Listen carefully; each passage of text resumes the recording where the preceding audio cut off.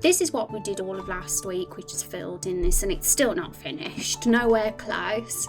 And although we're not going to actively have this up the whole stream today, I will have it tabbed open, because there'll be no doubt about it that we'll still be filling it in this week and filling in the gaps.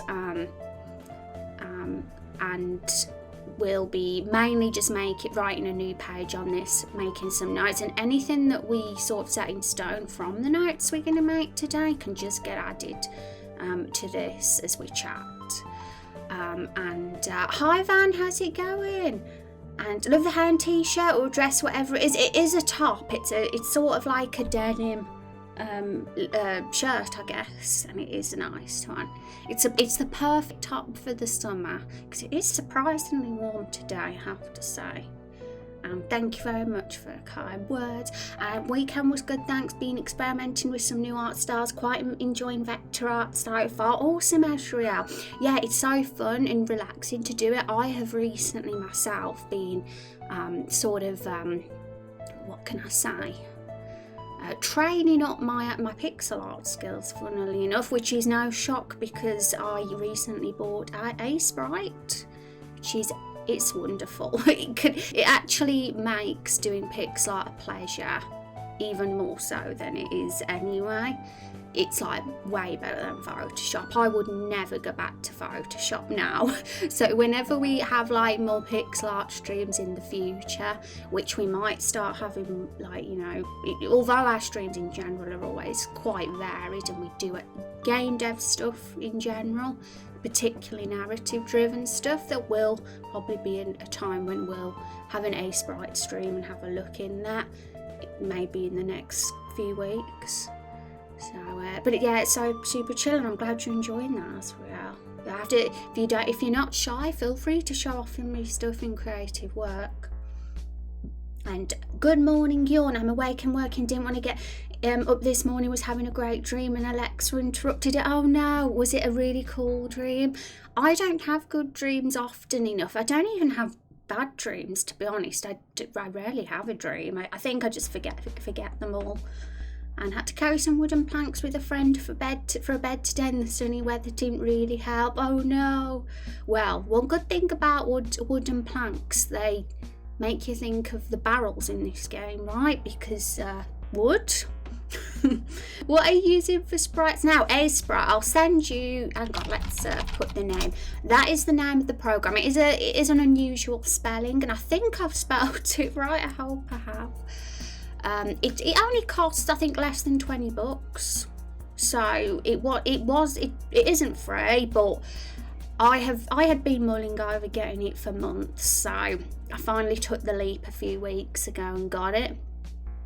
And it's such a nice looking piece of software, and it makes pixel art a lot easier to do in general.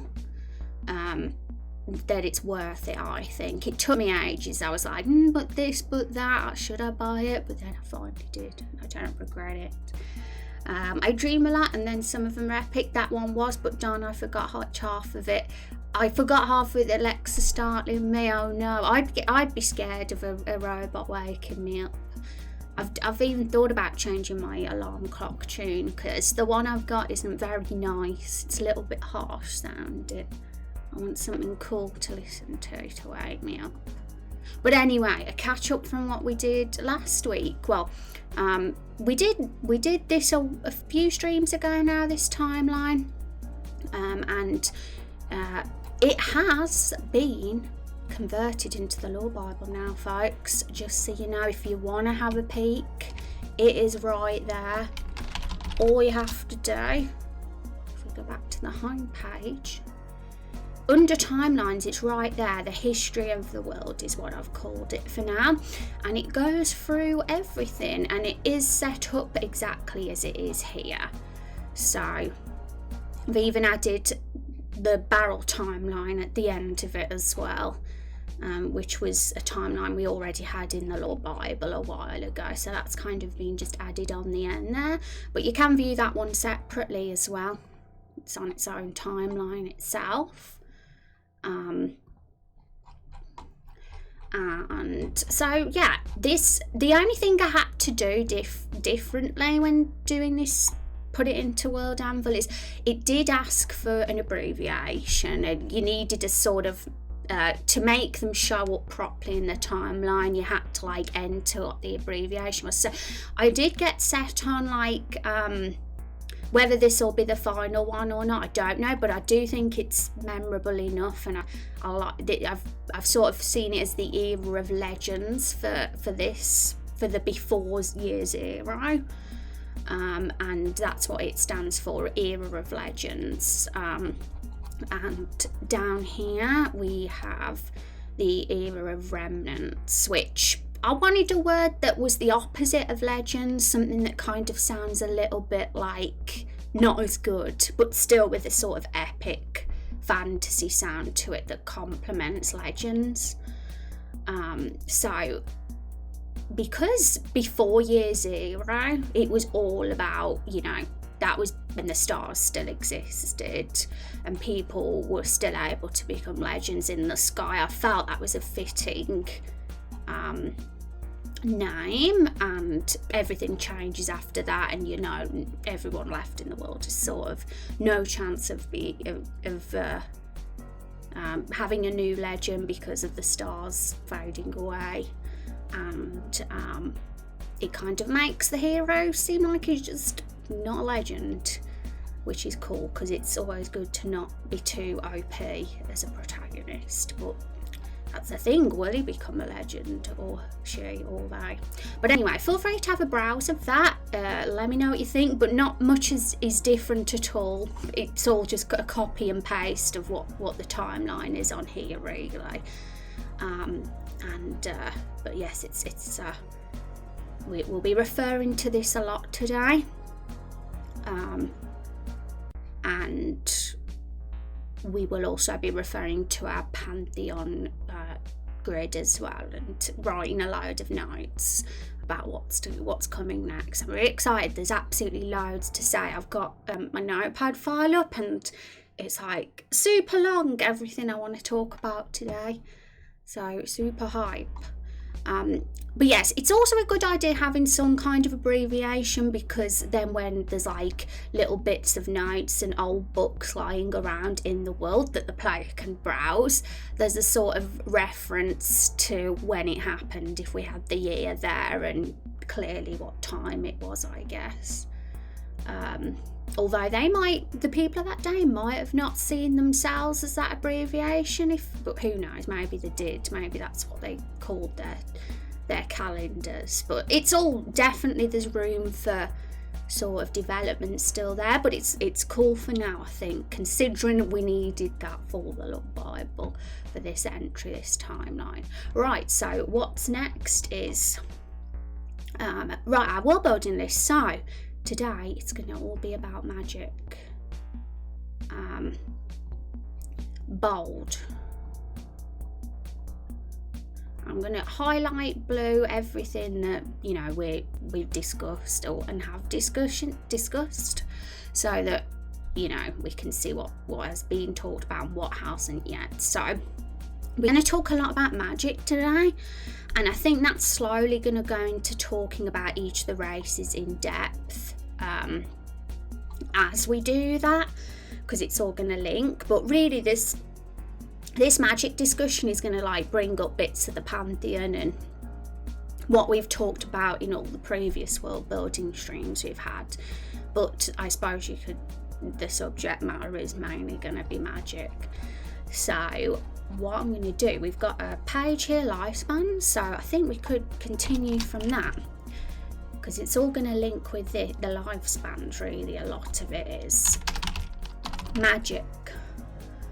Alright. Ooh, exciting. So there's going to be a ton of notes. In fact, I'm going to make a page break.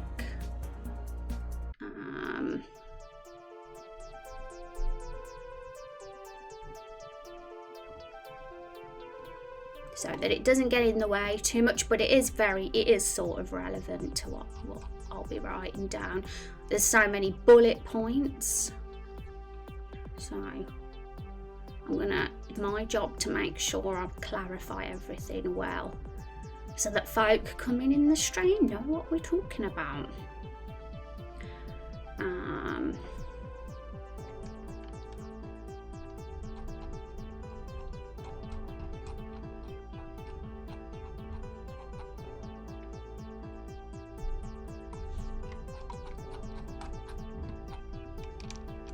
I'm just copying a bit of text so we can get the formatting how it should be, because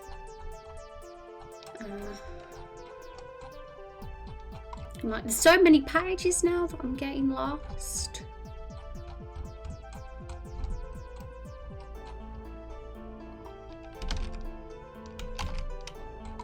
So many pages to keep up with, but we'll get there. We'll get ourselves organised first, but it's going to be a bit messy while we're sorting it out.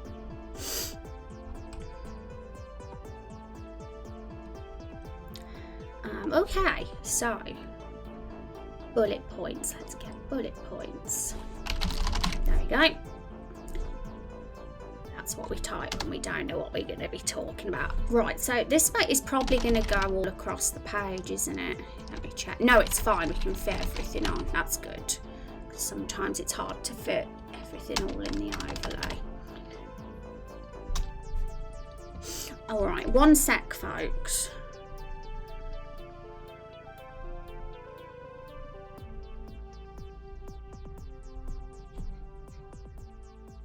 So I have my notepad up and nobody can see all my secret notes, but I'm going to try and see if I can mention absolutely everything today, but if I don't, we can carry it on into next stream.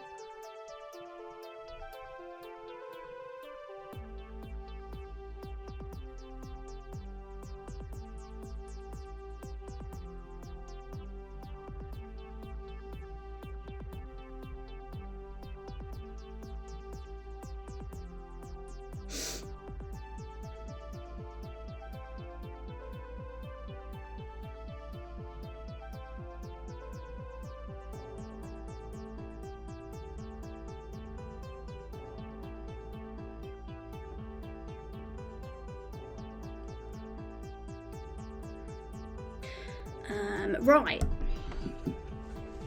let's have the water so we're all refreshed, because it is hot today, so I'm going to get dehydrated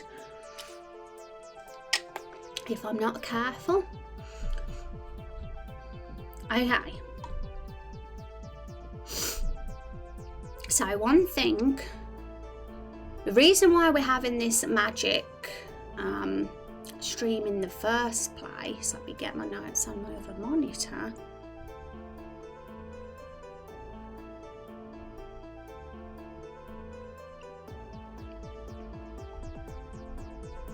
The reason we're having a magic stream in the first place is so we can actually not take magic for granted in this world.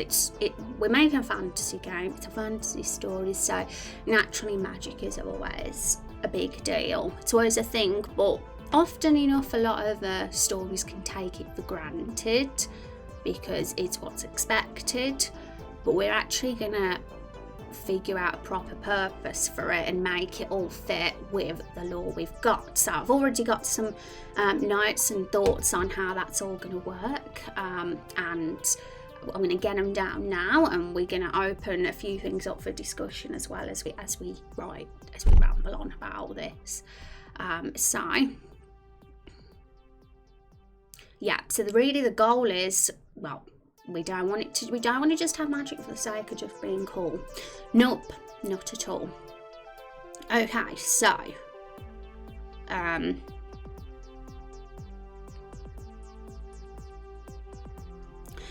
few simple questions first. So we'll get those in first.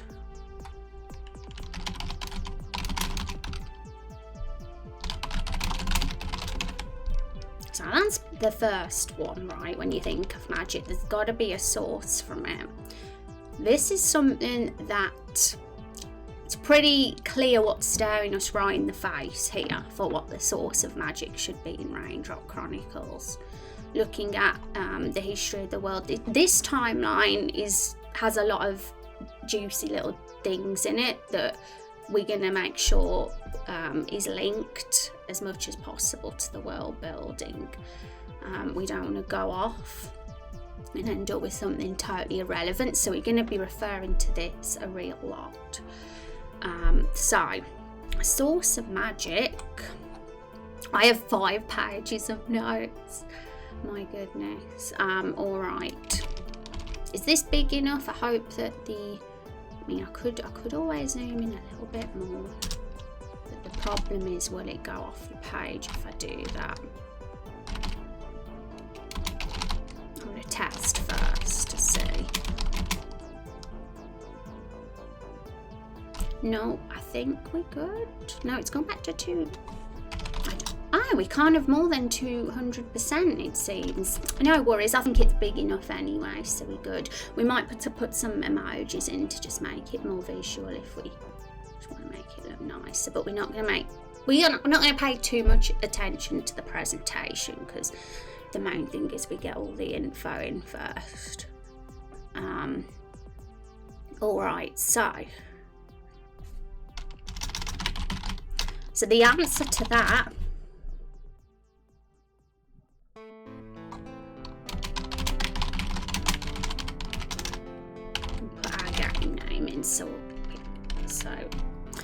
so everything, should we have a new line? What is going on with the spacing? I'm gonna have to, is this bullet points doing this? Usually Google Docs is nice, but it's not being nice to me. So what I'm going to do is, do you know what I mean? In fact, can you see there's a massive gap there when I press enter, even when I hold shift down, which is strange. I'm going to just have to do this. I'm going to have to just copy this and replace the text. It's just easier to do that. Oh, it's okay.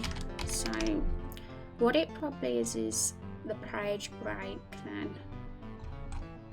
Yeah, when I did the page break, it made it go normal. So that's strange. We got a random gap then in the text. Okay. So, everything, well, everyone has a magical core. So, the source of magic in Raindrop Chronicles is going to be inside you. It's part of you. It's not like part of the environment or nature or surrounding or from any external thing. It's internal. So there's a lot of reasons for this and why it works so good, which I'm going to go through in a sec.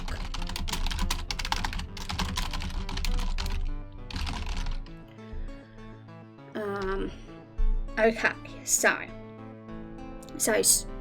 the magical core, not everyone is equal. Some are more in tune with their magic than others because they have a larger magical core, and some just don't. And what's going to connect to this concept is our timeline here, particularly the different beings that form in the different ages, the order they form in, and who they are. So that's why it links to the lifespans, because what we have here, what I quickly noted down last stream, was who lives the longest and who lives the shortest in order, and humans, funnily enough, the weakest and have the shortest lives in this world, which I personally think is refreshing and unique because humans are usually OP. So in this world, you're not. And the reason why, that hasn't just been made up on the spot, by the way. It all makes sense because if we look here, the elves and fae, who are the ones that we have as the ones living the longest, are the first humanoid being that come into existence during the Age of Gods. Before then, the first and second, you can't really consider like humanoid, because they're just magical energy, or like jellyfish creatures basically, with thin layers of skin over the magic. And then after the elves and fae, we have, that is when the beast races come about. They're like descendants of the dragons and kitsune. That's why they exist, by the way. Originally we just had it as elves and fae that came into being at this time, but we needed some sort of something, because otherwise where would the beast races have come from? They're not descendants of anything. Nobody comes from nowhere. And it just makes it really cool and epic that the Drow are like got dragon blood. So they're next, and then the Kit come from the Kitka, and then that's when humans come, the last of them all. So because of that, because there's an order, some come first. That is what is going to link to this magical core. Naturally, the ones that were born earlier and have the longest lifespans also have the largest magical core. And it makes you look at it and you can tell that people are becoming less and less magical throughout the ages. Like, this is full on magical first. Like, that's just pure magical energy. No bones, no skin, no nothing. And then it slowly, skin and bones take over and there's less space for magic. So that's kind of what's happening. And we're going to get that down.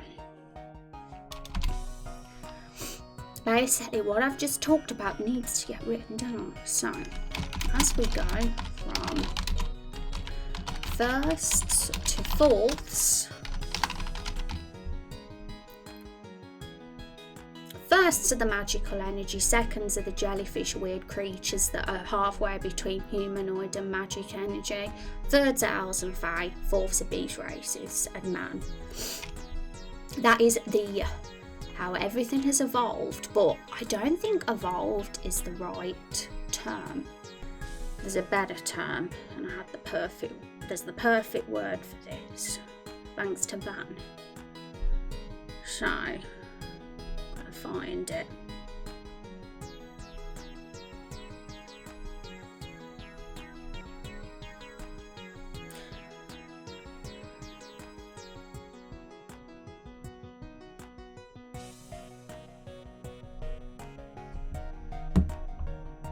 Magical degeneration is the word.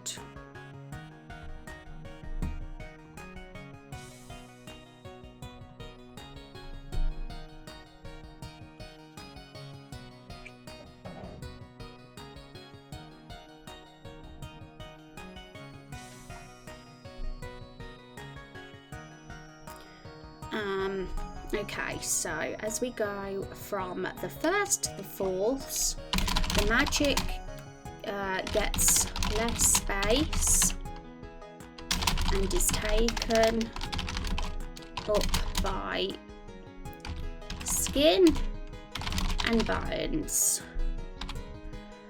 So that's the explanation behind why it gets less over time. Forgotten, and so you could say that as time passes, magic grows weaker in general, since we went from the beings literally major magic to only have a core. Yeah, that's basically what we get, exactly what you said, forgotten. So it's all about just articulating that into words so it all makes sense. But I want to state that from verse to fourths and not miss that bit out, because it's all gonna. It's good info to get in to reference the ages of people. I'm trying to get all technical with how I'm explaining it, you see, so it can all make sense of the lore that's being written. Because all this history thing, I'm a believer in Chekhov's gun, which is a sort of literary term for everything having a purpose in a story.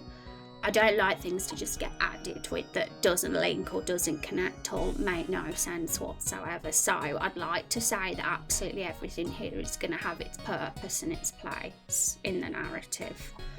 Okay, so humans.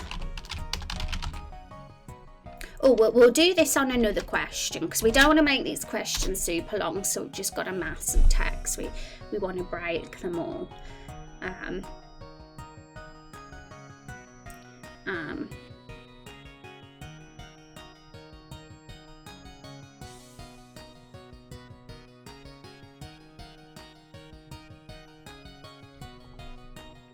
Okay.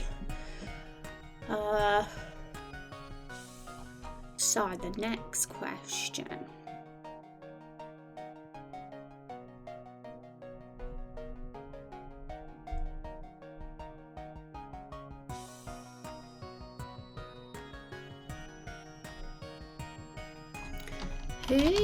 This is about who. So who has the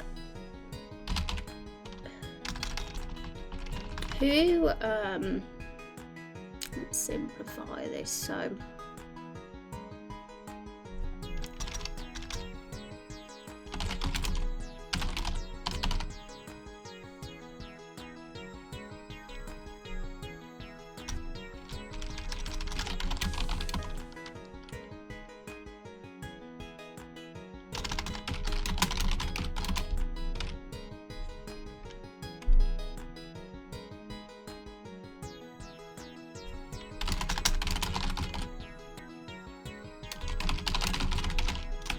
who are the best and worst magic users? I'm thinking I could have worded that question a bit better, but I don't want to spend too long on the wording. So the answer to that is, I think we already know the answer to that. Humans are the worst. Well, elves and fae are the best. Humans are the worst, which I think is pretty clear because looking at the lifespans, it's going to go in that order basically. That definitely brings up some interesting things. It means that any human character in the game can't naturally use magic, and if they do use magic, they're definitely going about it another way. It's going to offer some challenges that have to break the rules. They are limited, so that's always creates interesting characters in my opinion when things don't come easy. In fact, I believe it'll only make the human race in general a lot more interesting than if they were just OP and having some struggles and limitations. Could definitely be interesting for the story. So it's all about, how could you imagine humans in a world like this if they can't use magic naturally? Or it's like really, really tough for them to be able to and almost impossible. What could they do to get around that? Few thoughts are like, they could just make friends with magic users. That'd be the nicest thing to do, teamwork, so that they could all sort of bounce off each other's strengths, but chances are it's not going to go that well. There's going to be a lot of jealousy, envy and greed involved, and I'm sure because humans know they're not as good, and that explains the greed of humans in the world. Well, some of them anyway, because not every human is going to be a horrible person. Obviously, there's going to be plenty of likeable human characters. But if you look at the government and monarchy itself in the game already, we've kind of established it's all human. It's all run by humans, and no doubt humans are the greediest and the ones that kind of want the power the most and control. And they're sort of trying to make up for their lack of skill by having control and maybe getting up to all sorts to get it as well. And just a thought, something for a future episode story, maybe there is someone born from one of the races where they are more magic than person, like the old beings, and we help them find their place in the current world where magic is weakening constantly. Who knows? That's what you guys do, suggest things, and there could be a place for something. And of course, the challenge with doing something like this, like an RPG that's so got such a lore-driven story, it's a challenge to kind of decide, like pick and choose between a group of, well, absolutely dozens or more amazing ideas, because eventually you do have to narrow it down to a few, so you just don't end up with a bazillion things and contradicting ideas. But you know, I still really like that you guys can just throw things around and drop ideas, because it's better than having nothing and having a blank. I'd take having like a list of hundreds, even if we can only take 10% of them, to having none, because that's what's going to give us the inspiration and interesting things to take forward. Okay, so. And by the way, do we know how the humans came to be the ones in power? Well, we're definitely going to get to that. I mean, it's such a huge, like all this timeline. We could take every segment of it and talk about all of it for hours, right? I think we could spend days just talking about each of these things. And that's going to be what the next, few weeks of streams, however long, until we decide we need a bit of a break and go back to game dev. That's what it's going to be all about, just discussing different aspects and elements of this timeline, and us being able to just develop them further and make them a bit more richer and link and connect with what we're doing and what we want. That's going to be kind of the goals. I'm also going to just post an announcement in the World Anvil Discord. I know I said I wasn't going to, because I wanted to just get on with the work today, but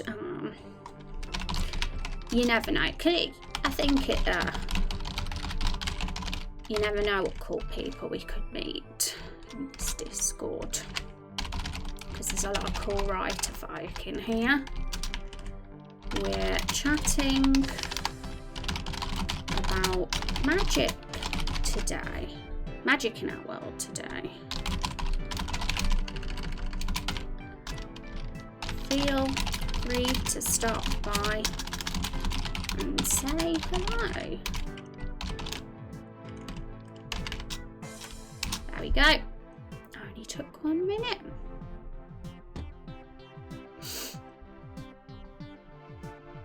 All right, back to the fun stuff. So that's a very blunt way to answer that question. Humans are the worst, but that's really interesting. Like that question that you raised, forgotten, I'll make sure to put it to the side, and we'll have a good natter about that, because that is something that's currently not really developed. And we haven't really had chance to thoroughly discuss the age of the first men, well, the age of the kings, really, in depth. But I imagine at some point or another, when the second civilization formed, some sort of leader, some ruler of an empire that was human, probably gained a lot of power and had a lot of influence. And it could have developed into, what's happened here. And I just imagine the drive of greed and wanting to be better and a superior race could have pushed them to gaining such power when they lacked it before. But it's definitely room for discussion, because we'd have to think how on earth it was allowed to happen when beast race and elven folk and Fey generally, they should be the stronger ones, right? So how did humans take over? I guess there's another question that springs to my mind here on how that could have happened, so I'm going to get that down as well. This was something I was going to mention a bit later in the stream, but because we've got on the subject, it might be relevant to mention now. What are the limitations of magic? Right, so magic, I'm a fan of things not, even if they're powerful, having some sort of rules, a set of rules to follow, and something that has a cost, to put it simply, rather than just being some OP power that just makes the heroes win no matter what, because it's boring like that, right? It's flat, hollow, and limitations add value to things if there's a cost. And the fact is, if a lot of people had magic and it was too powerful, then the Drow, the elves, the fae, the beast races, we'd all be humans would be slaves to them, right? If there was no limitations, and there would have been no way that the humans could have taken over and gained all this power that they clearly gain at this point in time at the Age of Kings. If something didn't go wrong, or something affected the beast races and the fae and the elves somehow, I mean, unless they just let them walk all over them, and there's a good reason for that, then it's definitely something to think about, because something definitely did happen. But I imagine, talking about, humans gaining a lot of power, I imagine the fae and the elven folk from the very old ages would have probably lived in harmony. Well, there definitely would have been a lot less conflict around in this era than there is now. They were probably peaceful, and things were very different then to all the chaos that unfolded here. Everybody was equal in this time, you see. Nobody would probably have reason to be jealous of one another, because they all had long lifespans, and it was probably a kind of utopia even. And all the jealousy and that would have came from this era, because humans came about and just realised their insignificance compared to the other races, and conflict, war would have happened for sure, that probably wasn't around in the era of legends. And this time would have been destruction as well. There was a natural disaster in the Age of Stars, but that was chaos in a different way to the chaos in the Age of the First Men. I imagine that the Age of First Men was like very war driven, and like we say, lots of conflict, lots of rising and falling civilizations, whereas the Age of Stars was more about surviving the natural disaster that happened. But the people probably were still great and got along, because this was before all the races formed and there were different communities, you see. So that's kind of how I see it, of how briefly the way of life could have been back then, but there's definitely room for even more development, I'm sure. And oh my goodness, thank you so much, Rex, for the 44 months. Holy crap, that is a long time. You are our longest sub, I'm pretty sure. There's a few others that are in the 40s as well with the months, which is really epic. I never even imagined that folks would be subbed to me for that long, so thank you so much for the support. How are you doing today? I hope you're having a good morning.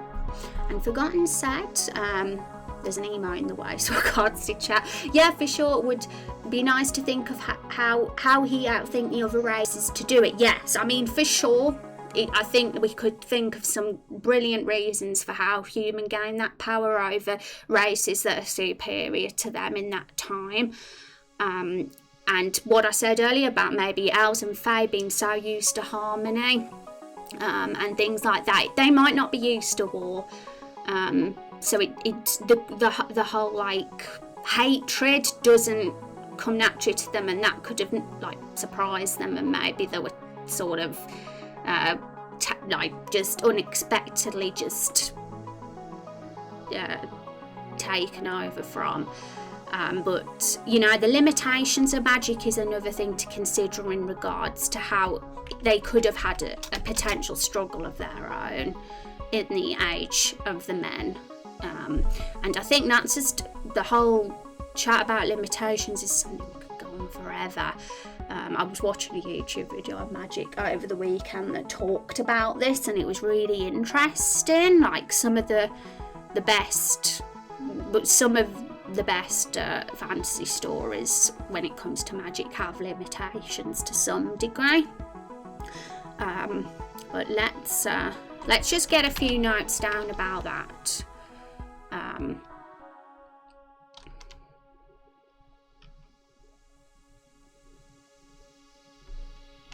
There should be a cost to magic.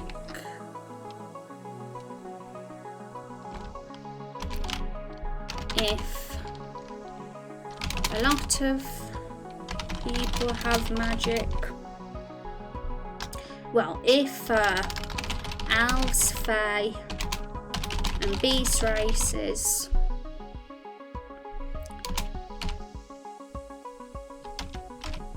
are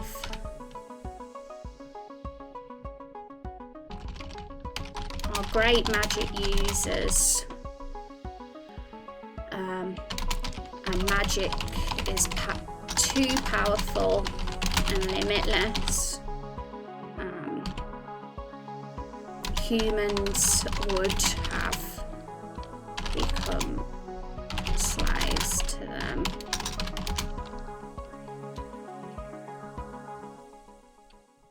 But that hasn't happened. Humans are the ones in power, so that's just definitely something to consider for sure. So let's just get that down. But the limitations, it's not just we're not just adding them so there's no plot hole here, right, and we can just have an excuse for why the humans have the power. Limitations in general are just really cool to think about anyway, and it can really make creating a story and character growth challenging as well. Let's look at my notes again.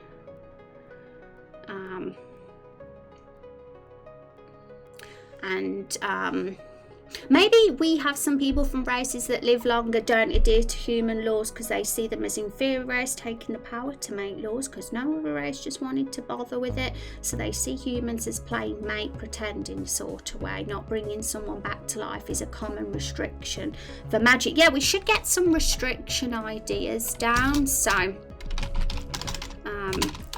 let's just to expand on this question, examples of limitations, because there's loads. Like this is, so it's our creativity, it's wherever it takes us here, and obviously we'd go for the one that fits best with the narrative, but it's good to get it any ideas down because you never know. And I'll read what he says again in a sec as well, forgotten, because so I can take it in properly. But even if I don't read something properly that you guys have said in stream that's on the lengthy side, I always tend to look through it on VODs anyway when I'm in focus mode, when I'm not live, so don't you worry. Oh my gosh, nearly knocking my glasses off.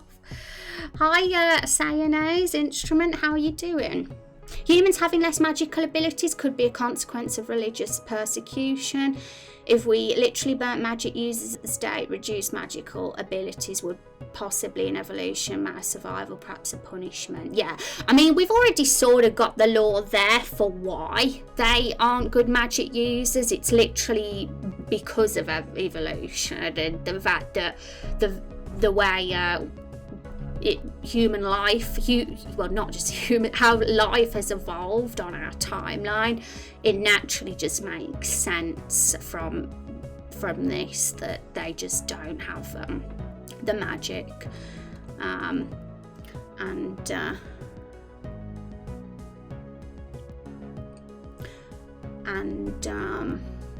if we literally burn magic users at the stake, reduce magic, it would probably be an evolution, matter survival, and perhaps a punishment for the rejection matter. I'll reread those bits that for sure, because you guys are saying interesting things.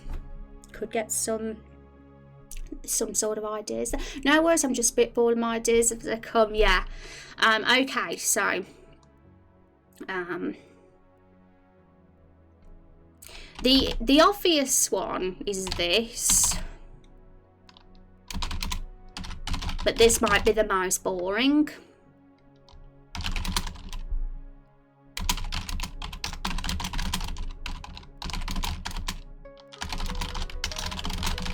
I mean, that one connects with RPG gameplay because obviously MP in RPGs naturally you do run out.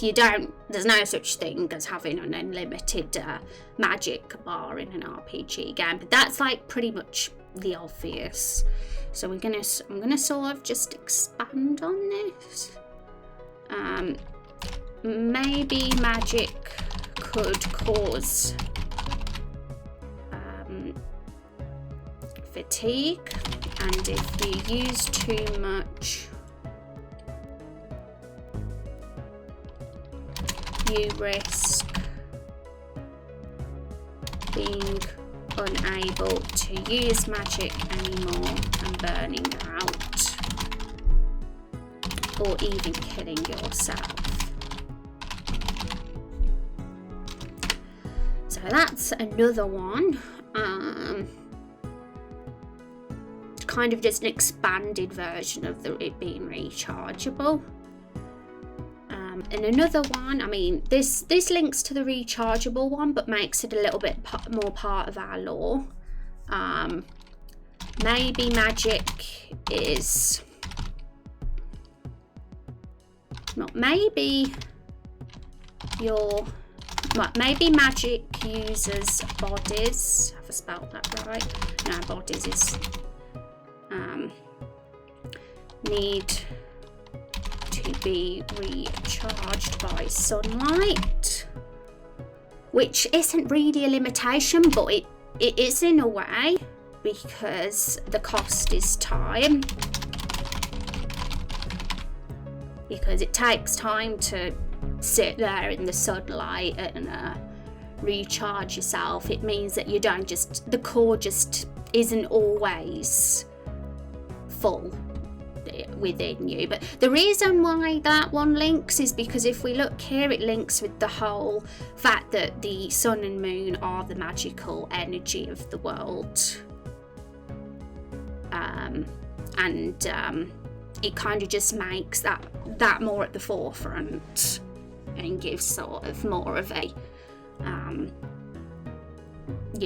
so I think that's an interesting thing, because it would make sense that the sun would be the one that gives the magical energy. The moon is basically gone. It's not gone, but it's sort of not got the light, so it wouldn't be that. But the sun, maybe. And I don't think that is born, but some folks are obviously more blessed with larger wells of magic. Yeah, I guess we just need a reason for why the elves, fae, and those races aren't more powerful than the humans, or why they were able to sort of lead the government and monarchy over any elf or fae that naturally you would expect would more, because they're more powerful and live longer. Because Traitorio's in power, and so is the human king. And maybe, I mean, as you could say, there is still rulers that are fae and elven. We do have a fairy kingdom that is probably led by a fairy king. In fact, that's probably a fact, because someone has to rule that kingdom. But there's definitely more isolated and probably mind their own business a bit more than Traitorio and his goonies. They're the ones that are really causing a bit of havoc around the world. And it's also kind of like, well, why don't the elves and fae just kill them if they're just weakling humans? But it could just give an interesting narrative of making an elf or fae have their own personal struggle in a different way if there was some kind of limitations. But we don't have to go over the top about it. We could just do something simple, like the way that they have to recharge themselves, if that's the thing. But yep, we can move on to the next thing. Okay.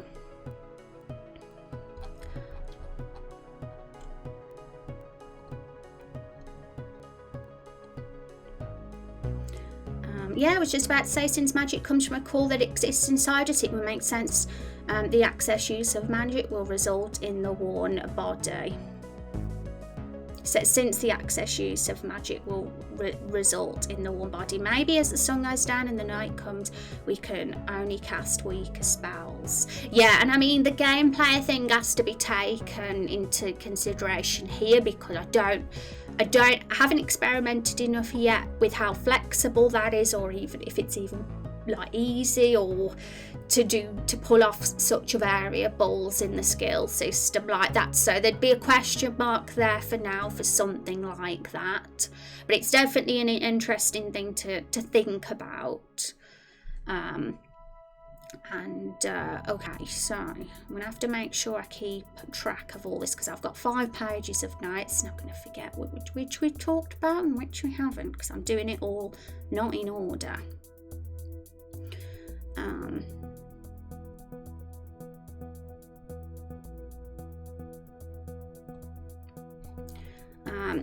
Let's get this in as well. Humans are a hybrid, I guess we could see it like this, of all races except Dwarves. Right, so we talked a bit about that last room. The question was raised, are humans descendants of the kit? And my answer was not necessarily. They're sort of bits of everybody, and they're just scraps and leftovers of everybody, and that's why, you know, they're just lacking the power, because they're not a solid, they don't have a solid ancestor. But that was an interesting point about it being hybrid of all except the Dwarves, because then it kind of gives us another reason for why there's a conflict between human and Dwarves, and why they don't like each other, or that they can't connect as a community, because they're just so different from each other.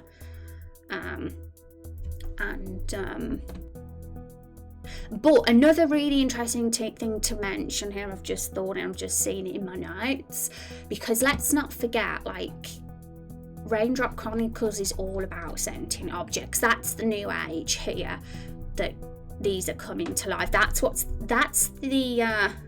affecting the plot in the present day. And Carol is the key character that we're travelling with.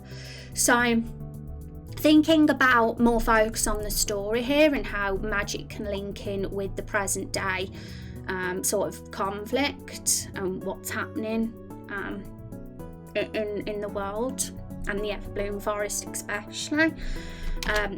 We need to consider them and their ability to use magic, and let's just make clear that it's absolutely zero. Sentient objects are the ones that are worst, except for sentient objects. They have no magical core inside them. And, you know, the interesting thing I've observed about this is that, you know how we're going from first to fourth? Well, the sentient objects, you could see them as the fifths. If elves and fae are the thirds and beasts and men are the fourths, then sentient objects are the fifths. Obviously not in a traditional biology way, it's in more of a magical way, but it's still basically that. That's what's happening here. It's the new form of life that is coming to being, and they have zero. They're even less powerful than humans. Like, humans can, if they try hard enough or go about some really crazy way, they might be able to be somewhat powerful, but the sentient objects just have no chance. So that's a really cool thing to consider as well, because they're like even worse than the humans. And I suppose, like, there could have been a natural evolution of fifths many years down the road, even if sentient objects didn't exist. But I imagine that in the far, far future when the fifths were to come about, that them themselves wouldn't have had any magical cause either, because we're slowly can't say the word,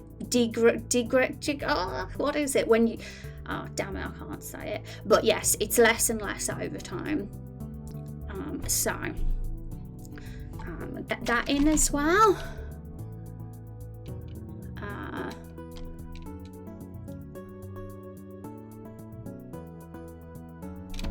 The idea is that people will eventually be born with no magical cause. Sentient objects are the first hint of this. They could even be considered the beginning of the fifths.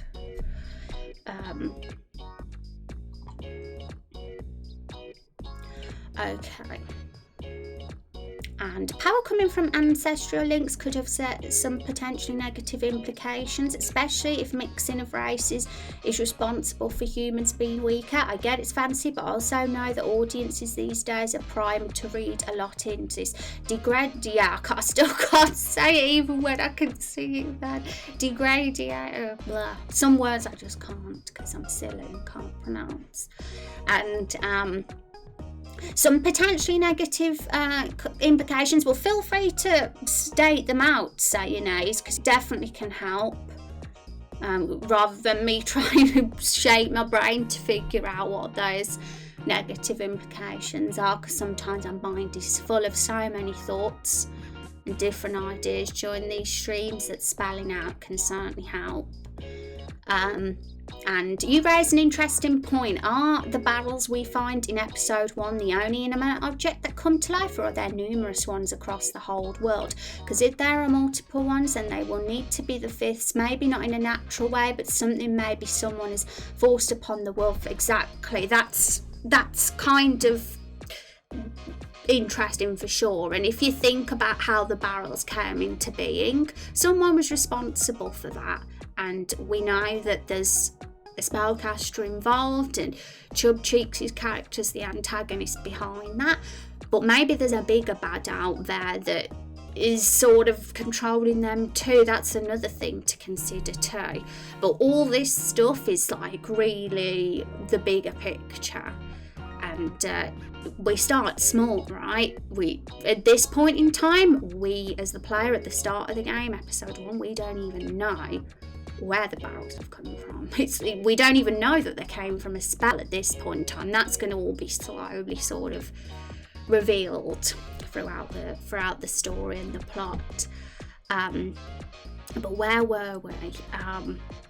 Yes, and in answer to your the other part of what you said, Forgotten, there are others that have come to life, and there will be there's probably not going to be absolutely ridiculous amount of sentient object characters throughout the game, but you'll definitely see a few of them pop out now and again. The fruits are an example of sentient object characters that have come to life other than the barrels. And now I have something interesting to raise about the fruits with this new development.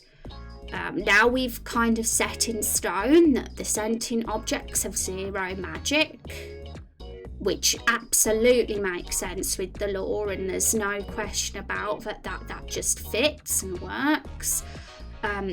In the quest to sacrifice the fruit are sort of using magic and demand the vampire Violet's blood to achieve their desires of conquering level. Now, it's not necessarily actual magic that they're doing. It could be herbalism or some natural form of medicine and corruption that they're trying to do, but we might need to sort of rack our brains around to just alter this plan so that it connects with making it work with a sentient object doing this, because realistically the fruits wouldn't have the power to do anything magical themselves unless they had assistance from somebody else. And we did talk about this a bit before, that Father Maple is probably guiding the fruits to do these bad deeds. But even Father Maple himself isn't really in tune with magic, with him being a sentient object too. So, I mean, I think we can definitely figure out something. I imagine they're getting assistance from a magic user in some way or another, because the plot itself is great and works really well. What the fruits are doing with conquering Lakefall and wanting the vampire blood, it just links in so great with what's going to happen in the climax of Lakefall, and the second vampire in the caves, and the fact that they could populate the village if you make the wrong choice. So the plot itself, the outline, is great and works brilliantly with what we're doing, but there might just need to be a slight adjustment in how they're able to achieve their goals and their purposes, so that there's no clash in the fact that, well, hang on, how can fruits that have no magical core use magic? They'd have to be a way around that. And while there is a lot of stuff people would take offence to, we are talking all fantasy races here beyond humans. I don't think that any of this is really an issue, not after seeing some games content. Like, it might make mixed race people in real life get offended. Distant sentient species have been used as racial a lot in the past, and audiences are acceptable to read in that way. I'm sure someone is behind the scenes with the fruits and Father Maple and all that. Yeah, that's kind of what I'm thinking, Van, that there's someone there, whether it's a magical user to some degree. Even if it's not revealed, even if that antagonist isn't revealed to us in the story, because it's good to have a bit of mystery and not have the answers to everything.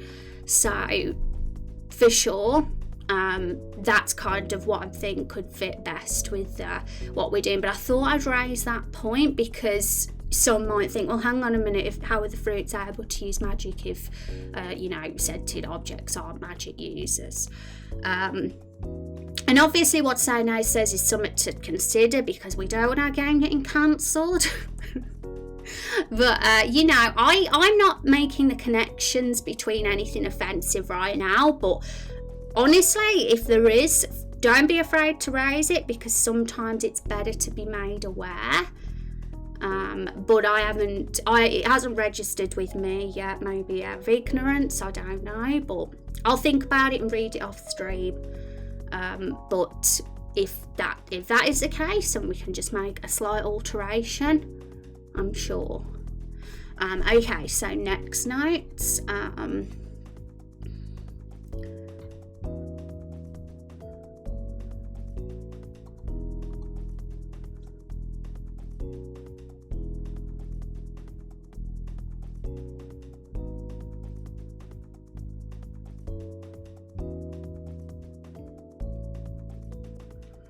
Right, so I've talked about that bit.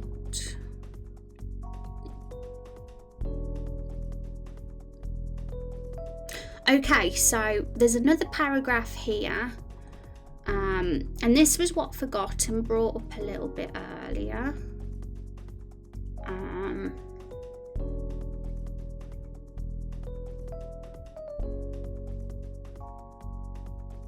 And I think this could be an extension on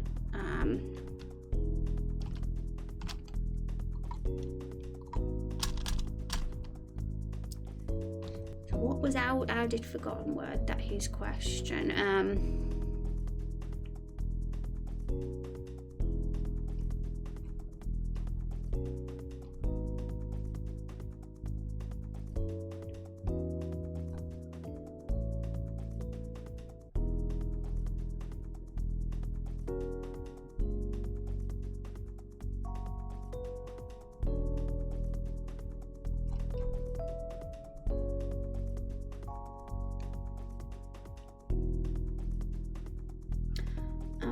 Damn, why can't I find that bit in chat that you said earlier? Because it was the best. It was a great question and I can't find it. Oh yeah, do we know how the humans came into power?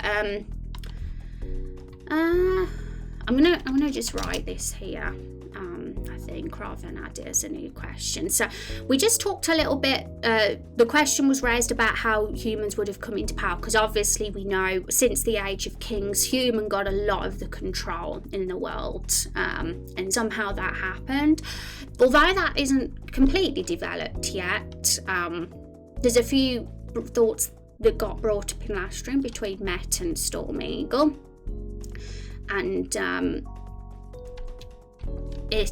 they were talking about it, and I sort of copied their notes. So greed is like, it's basically just on the subject of humans and what's going on with them, and how they, during the world, like being a race that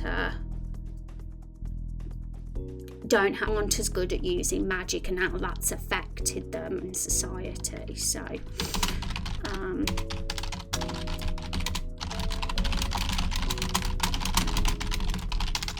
So this whole greed thing definitely will connect with the government, and perhaps even the monarchy. It might spill over to some of that, but we don't really know if the monarchy are all that bad. But we know that the government sort of have a bit of control over them, and they definitely are the greedy ones.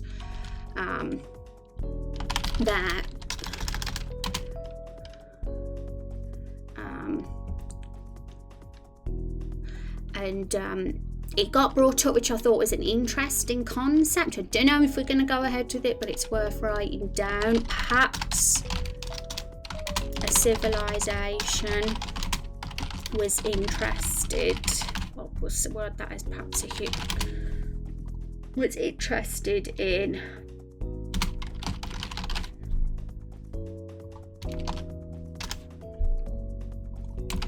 a cure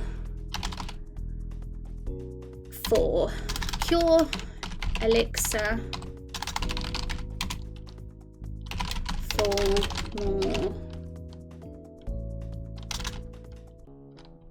mortality.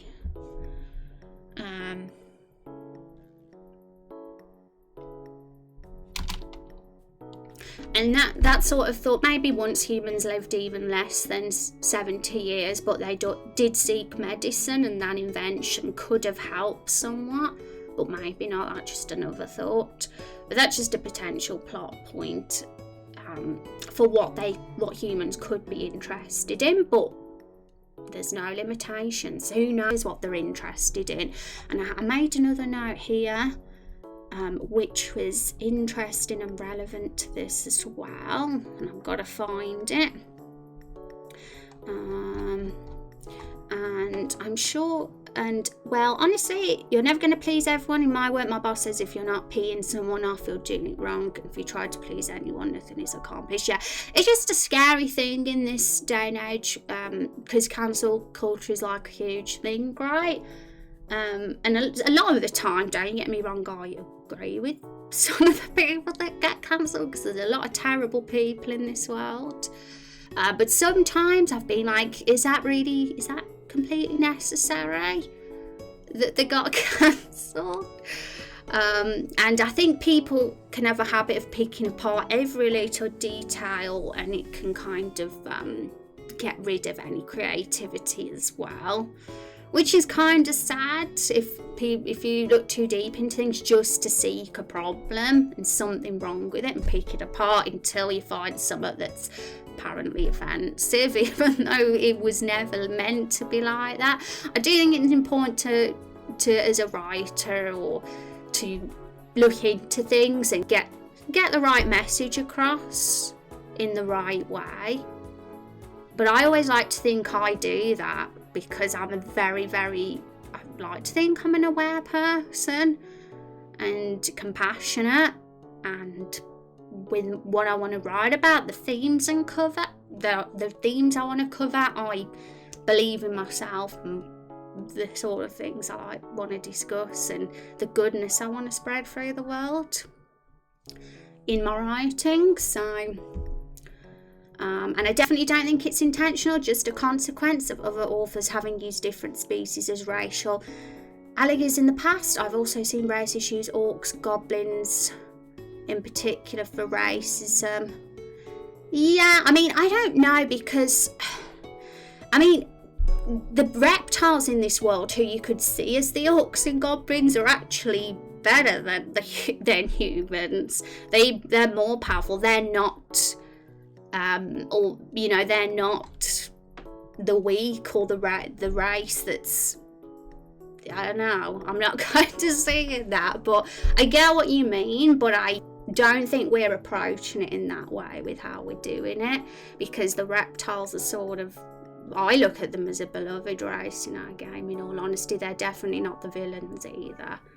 There's no, I don't believe in villainous races, if you honestly ask me.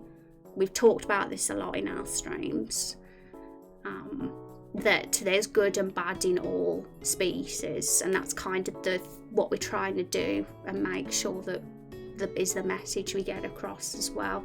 There's grey in all. There's no such thing as an evil race or a pure or good race.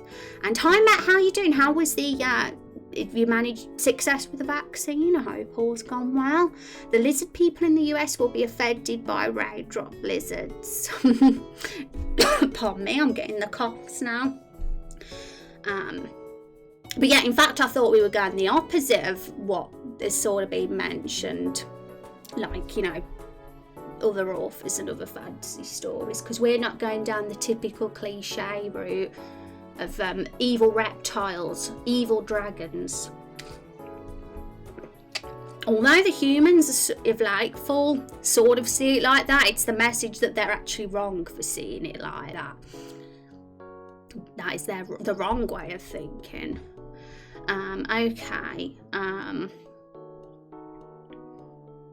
So where are we now? Okay, so anyone who's just coming in, we're focusing on our magic today, and we're just getting some thoughts down about magic that works and connects with the lore we've already built so far, and just sort of setting things more in stone and filling in detail and filling up potential plot holes and gaps that haven't been filled yet. Where did our oh, here it is. Here's our world anvil set. If anyone here wants to have a look at the lore Bible, there's a link to the timeline in there. The history of the world is what the timeline is called, and everything that's in our Google Doc that we did the other stream is here now in the World Anvil Bible, and we're sort of just using this as a reference and a guide to make sense and fit with our magic, and have that we've got a sort of reason for why magic is the way it is, and it links with what we've already built here. I didn't get it yet for some reason. The hospital wanted me checked out first, so I did that. Awesome, Matt. Awesome. But I hope it goes well, and I haven't had my vaccine yet, but maybe soon, hopefully. I know peeps are starting to get it done now. My parents have had theirs a while ago.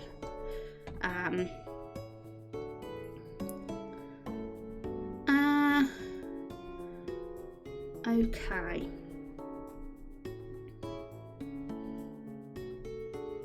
Right, oh yeah, I remember where I was now. I was looking through my notes to find the relevance in what on this bit as well, so let me find it.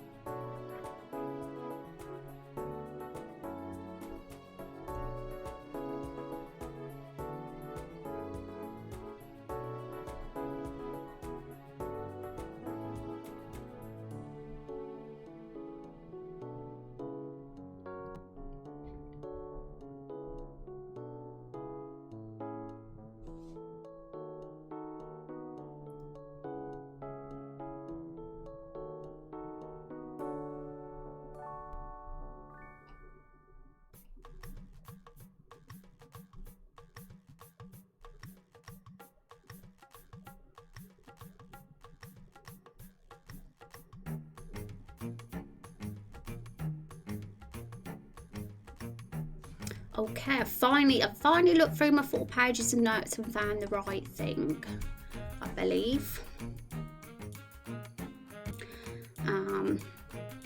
I I don't think that your portrayal of those races are bad, as you haven't fallen back on the old tropes. They're bigoted. The only thing I've seen so far that could be taken wrong as humans as a hybrid species inherently being weaker. Yeah, I mean, I'd like to think that I wouldn't go for bigoted tropes, in all honesty, considering that's against everything I stand for. So hopefully not. I hope you guys have more faith in me than that. Yeah, I mean, maybe I've worded it wrong in a way like that, but honestly, that's not how it's meant to come across, in all honesty. And if we need to just reword to make sure that doesn't get come across, and so be it. Because I don't want to be cancelled. Well, that remains to be seen on the weaker part. And I mean, let's just be honest here. With characters in stories, especially the ones that are our protagonists, we're the protagonist. We play as a human character. You want to see some sort of struggle. You don't want everything to come easy to them. So I like the idea of having weaker races, and it's not meant to like be derogatory. It's just that's what makes a narrative and plot interesting, to not have everything just fall into the character's laps and completely devoid of any kind of conflict or struggle. Hi Rod, how's it going? Going for lunch, want to say hi? Any plans for the week to come? I don't know, Rod. Probably just chilling, I think. Just my all normal thing. What about you, Rod? And I don't have they don't know magic, but they have plenty of other things, and they have populated. Yeah, humans are the ones in power of the government and the monarchy. The king and the prime minister are both human characters. And we're a human, the protagonist that you play as. But I personally like that humans are actually not the strong ones, because they're always the strong ones. And this is a chance to make other races shine, the ones that are actually downtrodden in other fiction, like the beast races. It's their chance to actually be good now and have it's a bit of a twist on the usual expected tropes. Yeah, and weaknesses, perception of their magical power, not whatever else they can accomplish with two hands. Right? Yeah, I mean that is a thing. Like, this is a massive thing here. Where are we? This is an interesting point. Like, the fact is, humans are in power in this world, in the modern day, present time. There had to have done something absolutely extraordinary to get that power in their short time in the world, right? So obviously they've done something. And the elves and fae and beast races, why aren't they the ones in the main government in the capital? They might have their own little cultures and factions where there's their own fairy leader or own elven leader, but they're certainly not the predominant government and the one that had the main influence on the continent. And maybe have them work hard to be decent at things which would come naturally to others, and talk together, stay hopefully. And humans in many games get all the bonuses. D&D Pathfinder humans get bonus feats and stuff without any bad things. Yeah, and then the beast races are the ones that aren't as good, or some other race, and you could say them, and that's bigoted because the beast races are the ones that are strong. So I feel like you can go on forever and pick apart every little thing and be like, oh, but that's bigoted, or that is because that person or that race is not as strong as that one.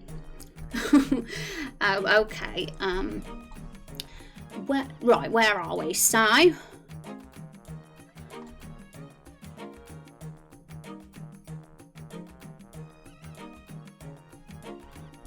let's get this in here. In fact, I'm going to move this one down to here. So the question is, do those who can't use magic look for other methods to achieve their goals. And I've moved this one down here because it's probably more relevant.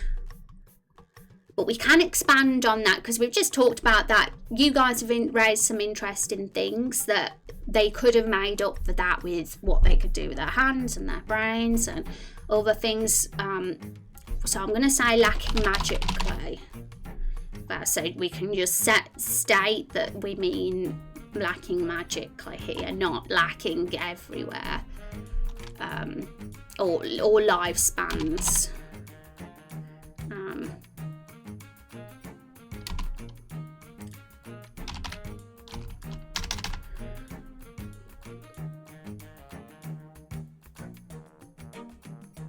No, I wanted to add the lifespan, but it doesn't make sense. Okay. Also, I thought about why humans probably weren't removed earlier because they were the children of other races. Parents still love their children no matter the disposition. Oh, that's an interesting... I had to take a few moments to absorb that, but that's an interesting perspective actually, because I definitely wanted to raise this today, this what I'm highlighting here, because that is clear, you know, that is a plot hole if we don't have a good excuse for it. So that, what Van said, could be the answer to that. So we could add that at the end of this.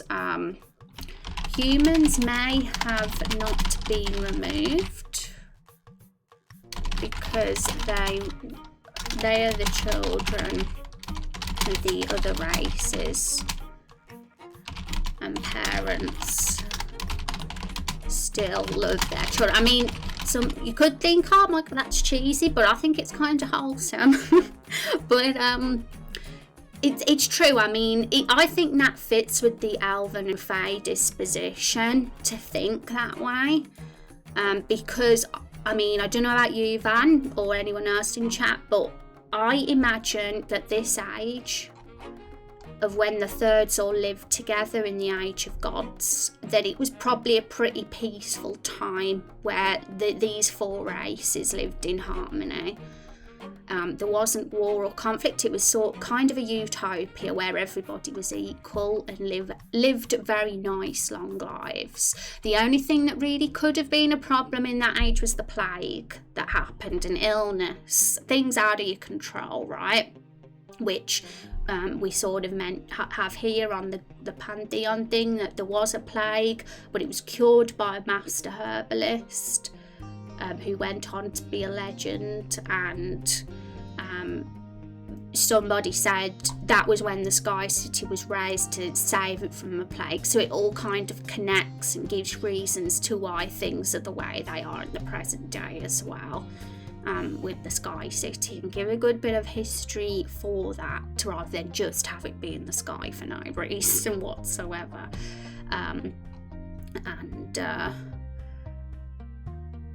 And maybe humans are less easily poisoned, so they can take potions that would kill other creatures. Yeah, so it's interesting to think that. I mean, we're playing a human, you know, in the game. We're a protagonist, and we're going to have our own healing items as well, and all that. It's really cool to talk about this as well, because we can make it link to our healing items in gameplay as well.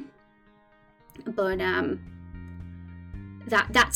think that's an interesting thing to consider as well. Like, and at first humans were probably still considered part of the other races until more came about, revealing that they were a different race altogether. And yeah. So, I mean, I could imagine, like, from what you said before about the elves and fae in particular, not letting them do what they wanted because they are for harmony and for equality, I guess, and they probably underestimated humans' greed, maybe, and the jealousy they felt deep down, maybe, but it's too late, because by the time humans have gained the power, they've already got it. So but there's also the question is why can't the elves and fae just burn down the government building with elemental magic or something, if it's got that bad? But maybe the government are more subtle than that. Maybe it's not even a thing that there's a madman in power, that Traitorio is a madman, because one thing I kind of have, the impression I sort of get with Traitorio's character is that he's kind of secretive and not so obviously a villain, which is kind of ironic considering his name, but that's part of the point, that everybody trusts him in government and he's looked up to, and the kings let him have this power, but he's got the name Traitorio. That's like laughs and part of the irony. But I don't think he's an all-round completely obvious madman. He is far more subtle and sneaky with his villainous nature. So maybe it's just that the elves and fae haven't quite latched on to how bad it actually is, and it's a lot more secret than that. And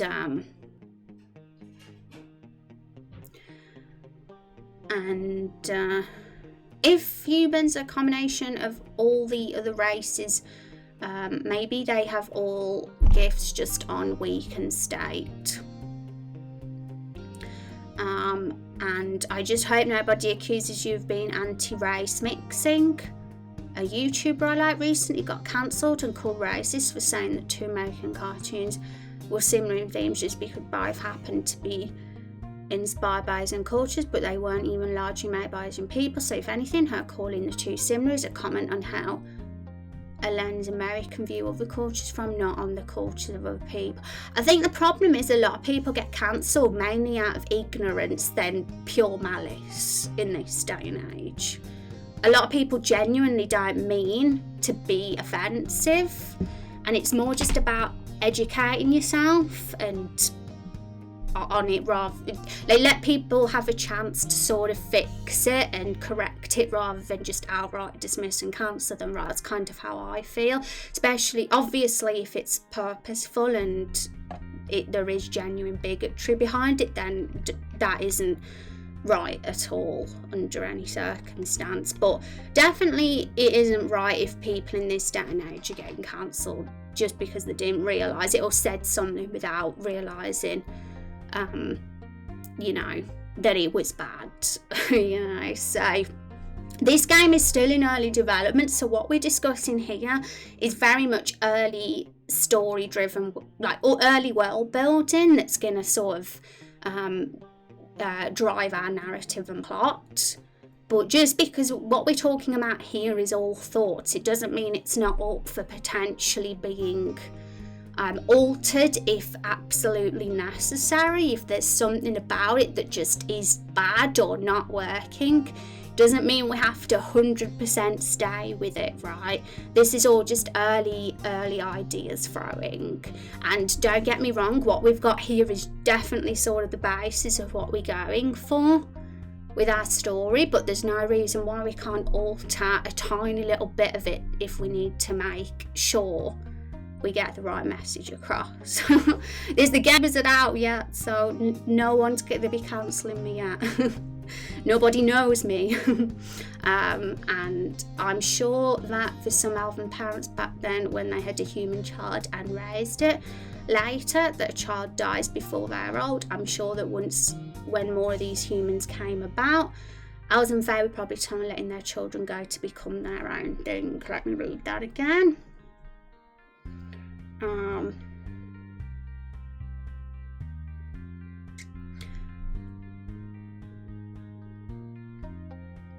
Later that child died before they even, I'm sure that when more of these humans came about, elves and fae were probably torn, letting their children go to become their own thing. Yeah, that's cool that you're considering that far back as well, of how the relationships between the two would have happened, because that could have made elves and fae quite sad, right? That the new races the newer races that formed after them didn't have as long lives as them. Maybe it's kind of they see it as a bad thing, because immortality, but this isn't necessarily immortality, because there still is a limited lifespan, it's just longer, isn't necessarily cracked up to what people think it is. And there's a lot of loss, a lot of death that people have to observe and see before them when they live longer. They potentially go through several families of death and loss that normal other mortals don't have. So that side of things could be quite depressing for someone with a long lifespan.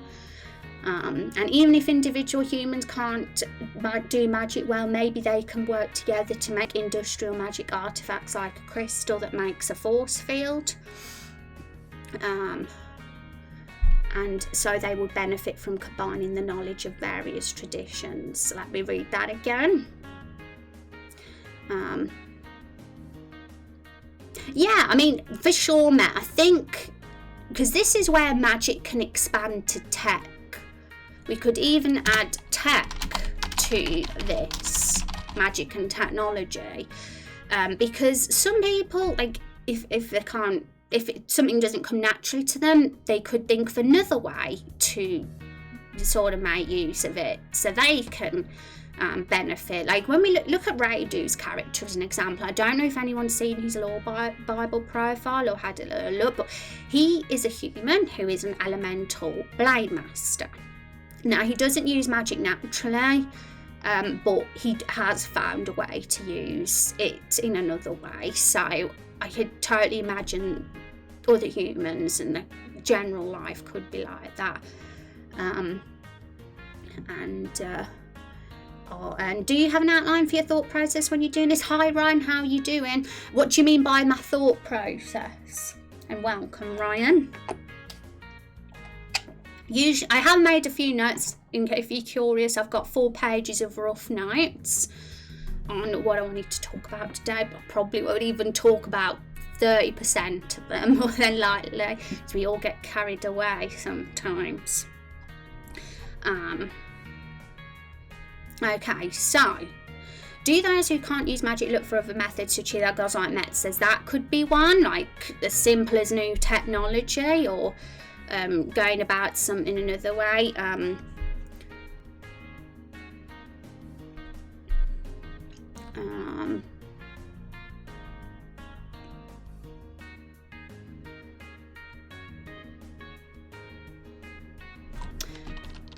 think we could think,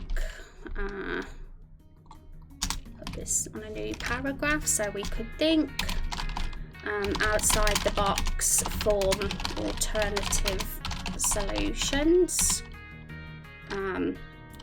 for how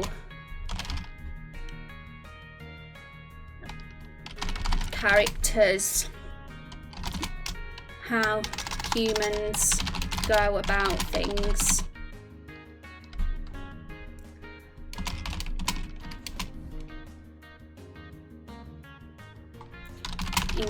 In smart ways.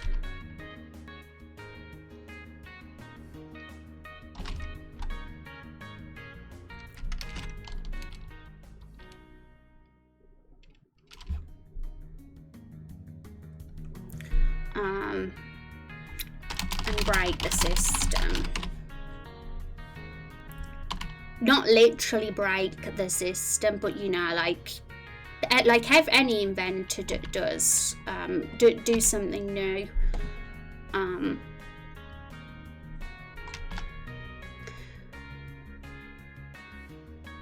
And I enjoy watching you through this. I love the beginnings. Thank you. Yeah, the journey's really interesting for sure. Like, I'm documenting it all. I upload every stream to YouTube, and there's all the streams are on there, and it's really interesting for me even to look back at some of the old ones and see how things have like progressed and changed.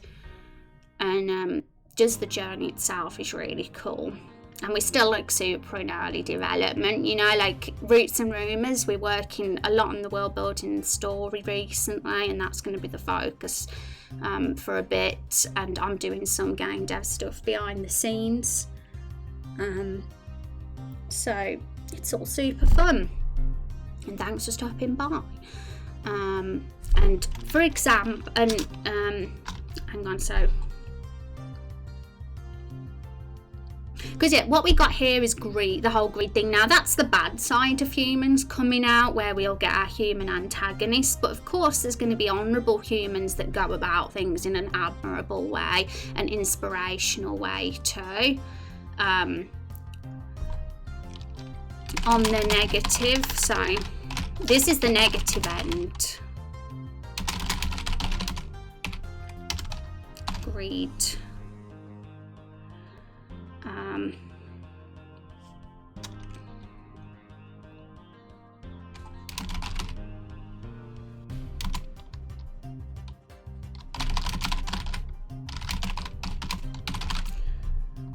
But this is the positive. Well, that's the positive one. And it's good to think about, because I always says we're going to have evil and good and grey in all races, and try and like represent like people as complex individuals rather than being stereotypes in a single box. So yeah, just because the humans have more struggles in this world doesn't mean, oh my god, humans are all evil because they know they're the weakest. No, not at all. Like full humans are we're gonna create a bunch of really lovable characters living in Lakeful, and I'm sure there'll be some questionable NPCs living in Lakeful too that we might not like so much, but they'll still be intriguing characters nonetheless.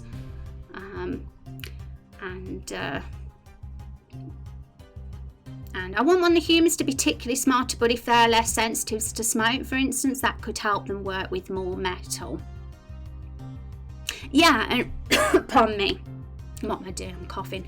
Yeah, so that's something to think about, like with how they, in smart ways, but in also practical ways too. So I mean, maybe there's a better word to practical, but with what Met said, for example,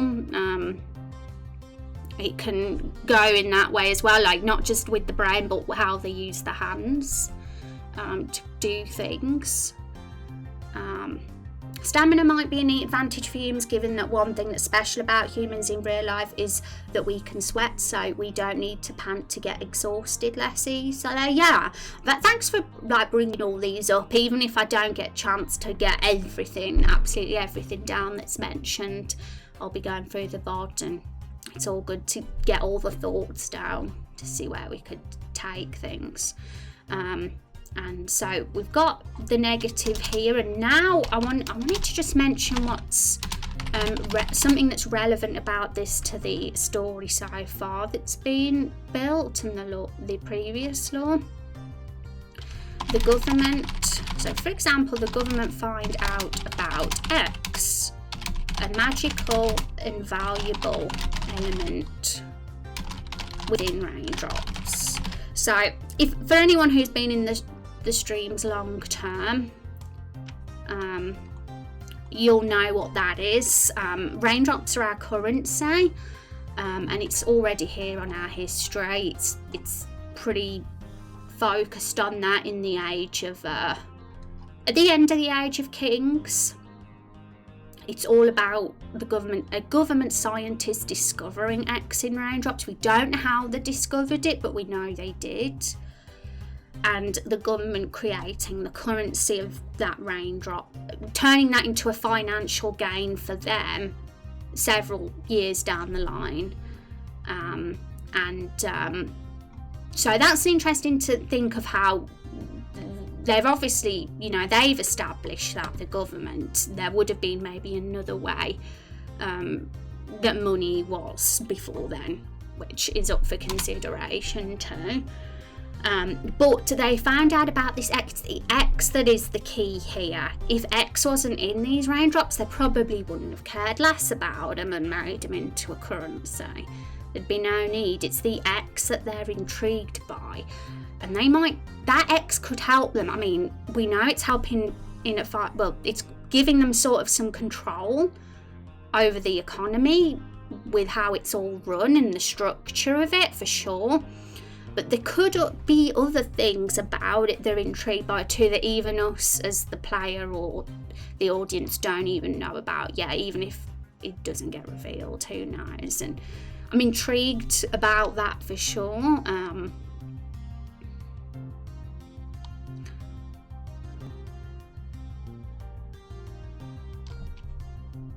They could have an ulterior motive for this beyond money, control, and power. So that's just something to think about. I mean, at this present time, we only have raindrops and X be something that they like, that they value, because it gives them control over the system. And but there could be other things that's going on behind the scenes. Just bringing that up, we don't have to develop it yet, we can keep that open-ended, but I'm intrigued about thoughts, if anyone had any in mind. But I might choose to not expand on that as well and keep some of it under wraps, because as you know, folks, I'm doing a story structure outline off stream, so there will be a few things that are kept under wraps for the sake of a few little twists along the way. But I like to sometimes bring things up just to see what you guys say about them as well.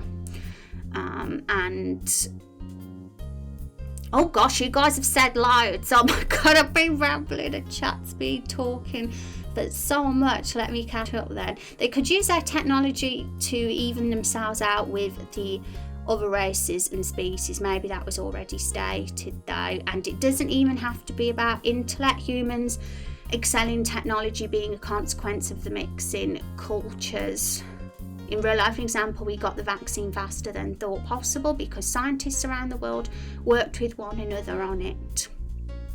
And we're having a disadvantage compared to a race. It kind of forces you to think outside the box to find solutions. Yeah, and I think that's just what makes things interesting, having a struggle and limitations, and how characters are going to handle things, and that things haven't necessarily come easy for them, right? And honestly, I don't think humans should be any smarter, stronger than the other races. I don't even feel they should be better at tech than the other races. Yeah, I mean, who knows? Like, they could have thought of something and come up with some kind of invention, but completely failed at it. But even, that could be interesting to know that something was tried and tested. But no race is superior. Like, just because they're all each individual everyone is an individual in their own right, and there'll be humans that are smart, some that do terrible things, some that are all sorts, and having a mix of different individuals is what interests me, rather than putting them all into a box. And do you think humans would work hard to find ways to find... I do think humans would work hard to find ways to find success, yeah. Even if it's, like we say, if they failed, that could be more relatable and more sort of a way for them to like them, if we know that they've tried and they've had failures and things haven't come easy. Zoomers are better at computers than boomers usually. They are indeed. That's very true. And well, since it's humans that find X, maybe there's something about being fleshier that works better with X. Something about being fleshier that works better with X. But humans aren't Zoomer. Owls aren't boomers, they're all stillborn in the world. Oh, are we comparing our races to Zoomers and boomers now? Yeah. it's a thing that can happen sometimes. And so would maybe repel more magic creatures, possibly forcing them to stay out in the rain. Repel magic creatures, possibly stay out in the rain. Interesting. Maybe that's why the Fae City is above the clouds. And yeah, let's not forget the Fae City has a corrupted city underneath it too. And although we've already sort of established how it got raised, there's still a big question mark on why there's a really corrupted zone directly underneath it that might have not existed at that time. Very likely not, actually. Something could have happened along the way. But talking about corrupted things and creatures, that links into this age here, the moon age, the stars age, and the moon's fall. So it's an interesting thing that you've brought up, the magic creatures thing. I know I'm probably going off on this a little bit, but I think the wild animals and monsters formed around this time when the destruction and natural disaster happened. And the moon lost its light, and there was so much I was thinking about in regards to this, with how it all can connect to the vampirism and things that I could write a stupidly long paragraph on it. So this is going to need its own paragraph in itself, but I might wait a bit to get onto that topic until we actually move on to something that's a bit more relevant with it. Elves and Fae in fact, I think the Elves and Fae are nothing like boomers, because, I mean, no offence to boomers, but a lot of them can be really ignorant and bigoted. But the Fae and Elves in this world are going to be really harmonious and very much the opposite of that, to be honest. Actually couldn't get any further from boomers. I'll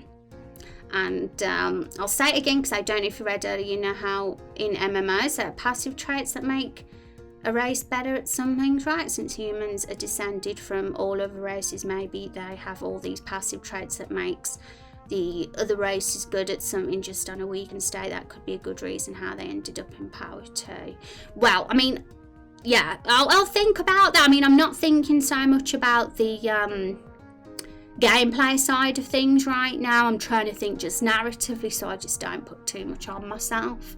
But in terms of gameplay, I'm going to just not get too carried away with that, because I'll only know when I start implementing it what's really possible and what's not going to take a stupid amount of time to do. But it's still interesting to creative thoughts, despite me saying that, because it's always fun to have something a bit fresh, with mechanically. But there'll be a time for sure when that gets brought up, and we'll have a stream dedicated to stuff like that down the road.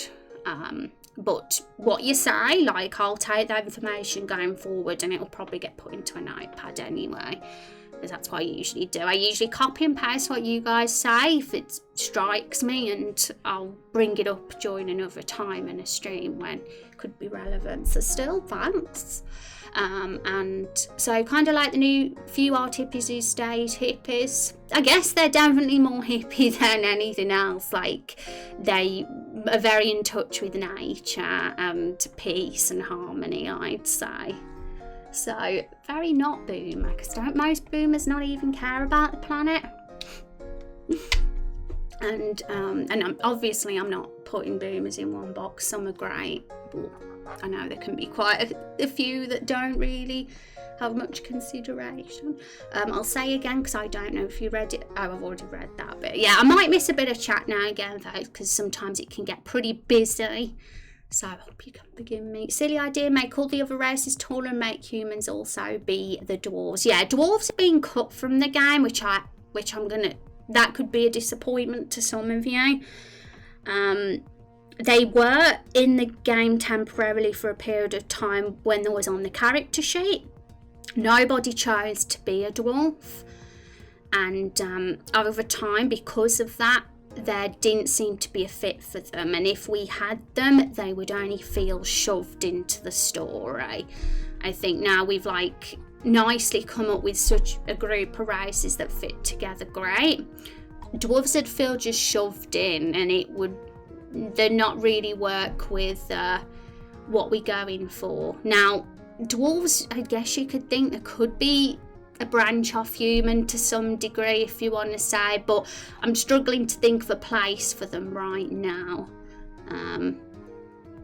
But they're another, you know, in another box put away somewhere for the future if there's ever a plot that could involve dwarves. I think the thing with something like this, such a big, huge story-driven project, you have to sort of have a box and decide what is going to be the focus in that box and what's going to be outside the box that you just put away and don't talk about for a time, because otherwise your head could just explode, right?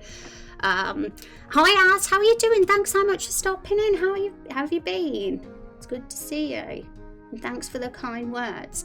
Make a dwarf NPC as an Easter egg, maybe. I mean, I'm never saying never, but only if there was a really cool thing and dwarves were just, oh my god, we have to have them because they just work for this. We could think of a way, but at this point in time, it's definitely not relevant to think too much about dwarves. And it would only kind of distract us from what matters. And hope you're doing well, been checking in on your RPG. That's awesome. It makes me happy to see people are following the progress and things. That's awesome, Az. And how's life? How have you been? What have you been up to? Dwarves on the moon. You never know. Won't worry about the dwarves. There's so many races and characters. Yeah, I think because dwarves weren't even an original race in the game. What happened was there was a few folks in stream that were in the community at one point in time, and they had an obsession with dwarves. They were like, oh my god, dwarves, and I was like, you know what, let's add them to Raindrop Chronicles so these guys can be dwarves on the character form. But then nobody ever did pick dwarves, so really I only inserted them into the game as a sort of favour to some people who love dwarves. So you can't make too many compromises. Eventually there's a line and some things don't make the cut. Otherwise it's gonna just be a kitchen sink of chaos. And like I said, Raindrop Chronicles is a bit of kitchen sink because we're going to explore different themes and topics and things, but I want to be careful about going too crazy, because then things just end up not making sense or fitting, having any connection to each other. So, and some boomers were hippies but turned their back on that. Oddly enough, my dad's a boomer who became more progressive at his age as he educates himself when not working. Yeah, I always wondered, funnily enough you're saying that, I always wondered why a lot of boomers don't care about the planet and that, when most of them were alive in the 70s, and wasn't that like the hippie era? You would think they'd all be hippies. I'm a hippie. Can we make her? I'm a bit of a hippie. I know I don't really talk about that much, and I don't look like a hippie, but I think I am deep down. I'm doing okay, thanks. You keeping busy and such. Awesome, glad to hear it. I'm doing decently as well. Gnomes are better than dwarves. Yeah, we're having a debate now. Alright, so you got reptile races, so be different. Yeah, now reptile races are called the Draw now, and I don't know about you guys, but I think that really suits them. And it's definitely a lot less generic than reptile, but we can still call them reptiles because that is what they are, even though they have an actual specific name now. Alright, so I'm just gonna go over my notes and see what we haven't quite covered yet, because oh my goodness, time is going by, and I think we've still got 30 minutes or so left to stream at least, so we've still got plenty of time. And I want to cover some really key things. I haven't even covered I've only covered like 20% of what I wanted to talk about, though, funnily enough. Pardon me.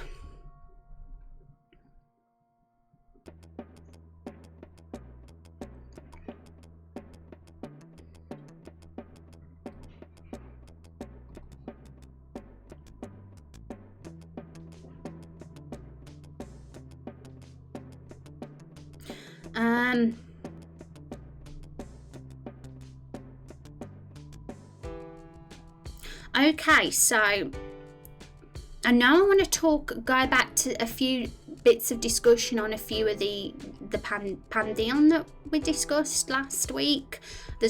I mentioned that we were going to be talking more in depth about each of them this week. So I'm going to start bringing some of them up in a minute, particularly the vampire legend, because Matt did mention this and I agreed with it last stream, that sometimes it's better to do it in chronological order because you know then what came first and what can come next. So I'm thinking spend a bit of time discussing that, and that's all going to link in with the natural disaster and the Age of Stars, and there's a few really interesting things I've thought about with that one. Although they're rough ideas, you guys could bounce more ideas off me. And then eventually, maybe next stream, we'll go through discussing each of these a little bit more again. But before we go into that discussion with the vampire and that sort of thing, because it is going to sort of link in with the magic, by the way, so there is a relevance. But I'm going to just double check there's no other magic discussion that I've missed.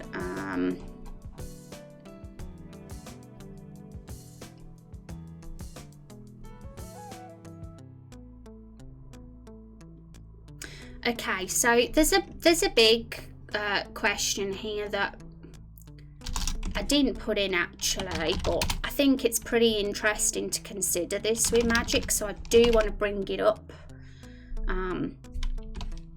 How does magic affect society, everyday life? So before we ramble on about that, I'm going to just mention a few key questions that relate to this. Law Street, they really do go by fast, for sure. I love, Worldbuilding is fun. You know you're having fun when it goes by fast.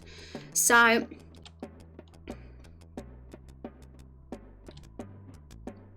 we've already discussed who has it and all that, so that bit's already said, but there's a few other things. So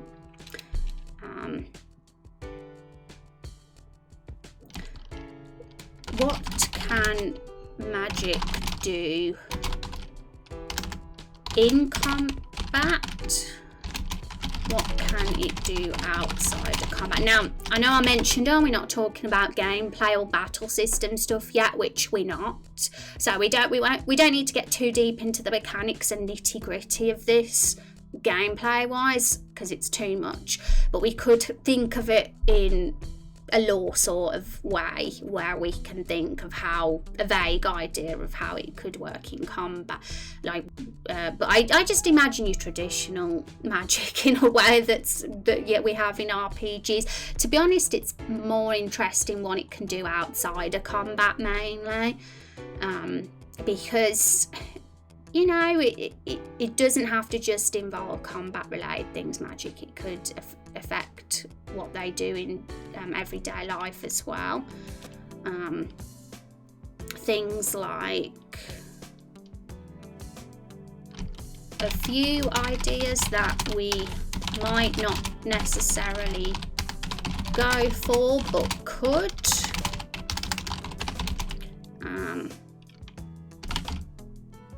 Can you change your appearance, like sort of glamour?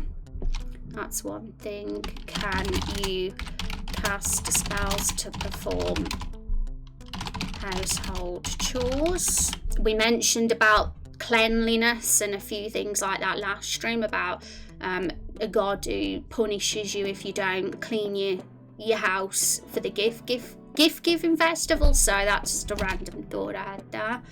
Can you view the past? Can you view the future? We have an oracle in the game, so just a few little extra things like that, just broadening our scope for the potential things that magic could do.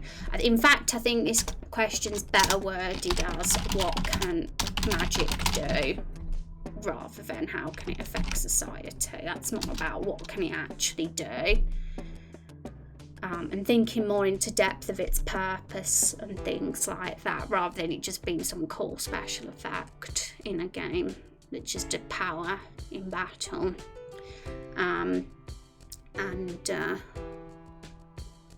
And as for society and everyday life, I can expand on this one just a bit as well. How do people use it? Like, is it well developed and studied? Where it's a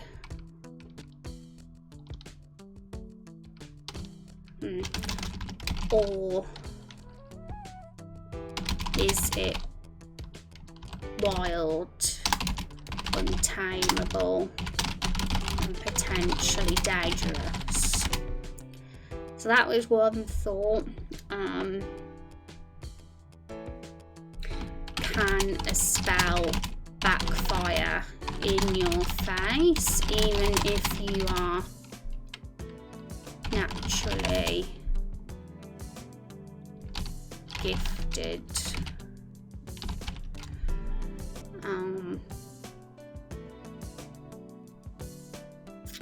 Yeah, just a few things like that, like with how controlled it is in society.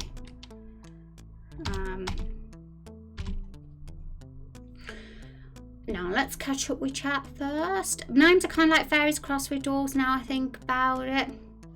And maybe people can use advanced spells like rain spells that have been held in high status because they can help save a village during a dry spell. Yeah, thinking about, like, the rain thing is another matter altogether because that's like a weather thing, but an interesting thought has come to mind with you mentioning natural things from magic.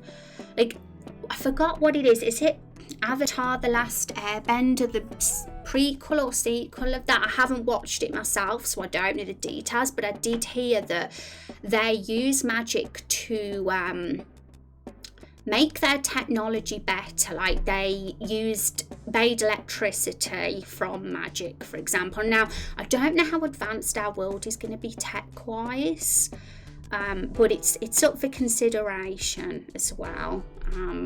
What they can actually do with the magic and how far they can take it in terms of tech, and because with magic you can do anything, right, if you want. There's no limits, but if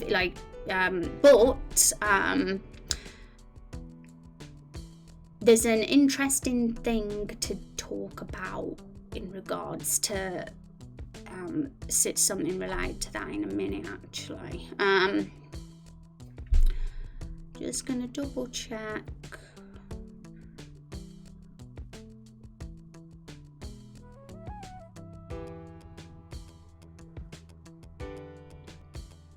There's a whole load of stuff I've got here about magic and technology and it existing together and all that kind of thing as well.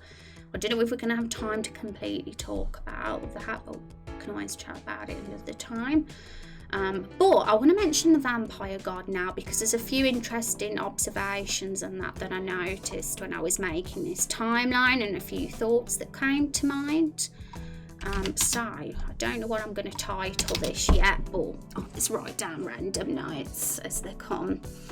And I suspect that because magic is tiring, some would use it sparingly outside of combat, but younger people being full of energy would use weak spells casually. Yeah, and it's interesting you mention young people, because are there any sort of rules and regulations for what people are allowed to do with the magic that they hold? Because if you're a naturally born magic user, then can you use it from when you're a child? And wouldn't that be a bit chaotic, right? So it's thinking about the regulations, rules, and things like that, how it's controlled in the world. Is it complete and utter chaos, or is there is it deeply studied? Is there schools of magic where people are trained how to control their magic, and is it all good, or are people just like wild beasts with their magic and stuff? I suspect that because magic is timed, some would use it sparingly outside of combat, but younger people being full of energy. And the tiring thing is an interesting thing, because I have made a list of potential limitations, and recharging yourself and potentially getting fatigue and causing risk to your body if you do overuse it, which I think is an interesting concept for Fae and Elven folk. Potentially, because I'm intrigued about them not being too OP either, especially these elves and fae. Maybe the elves and fae of the past had unlimited magic because they had much longer lifespans. But these new elven fae that live in the present day are quite a bit weaker than the elves and fae of old. So maybe there is some degree of limitations to what they can do still. So that's a few little things I considered potentially. Maybe magic can make water clean for drinking. Maybe, magic is great because you can use it as the reason for why things work the way they do, right? So it's always cool. And if like say we can't think right now what magic can do, or we don't have too many ideas, if we're ever at a point in the story and something has to happen a certain way, we can always say, yeah, magic. And maybe people magically grabbing things from a distance when trimming trees or picking fruits, magically sending messages as a type of mail or phone system, especially for governments, making things lighter so they're easy to move. Yeah, it's interesting you've mentioned communication actually, because I wanted to delve more into tech this stream and talk about inventions as well, and one of that did involve travel and communication as well as medicine. And some of that can branch off magic, because magic is a tech in itself. Like, even though it comes naturally, it's still a form of tech in a way. It can do things. But we haven't had a chance to talk specifically about inventions or anything of that yet. But I know we could at some point. But when it comes to things like tech and inventions, I like to focus on just the ones that matter more than anything. Like the few key discoveries that are related to what the plot needs and what impacts the world specifically. It's always, it's cool to think of other little things as well that can really fluff out the world and make it over time, and we can do that for sure. But as I was looking through this timeline, I was thinking, tech, like anything that springs to mind. And what drew me was this bit.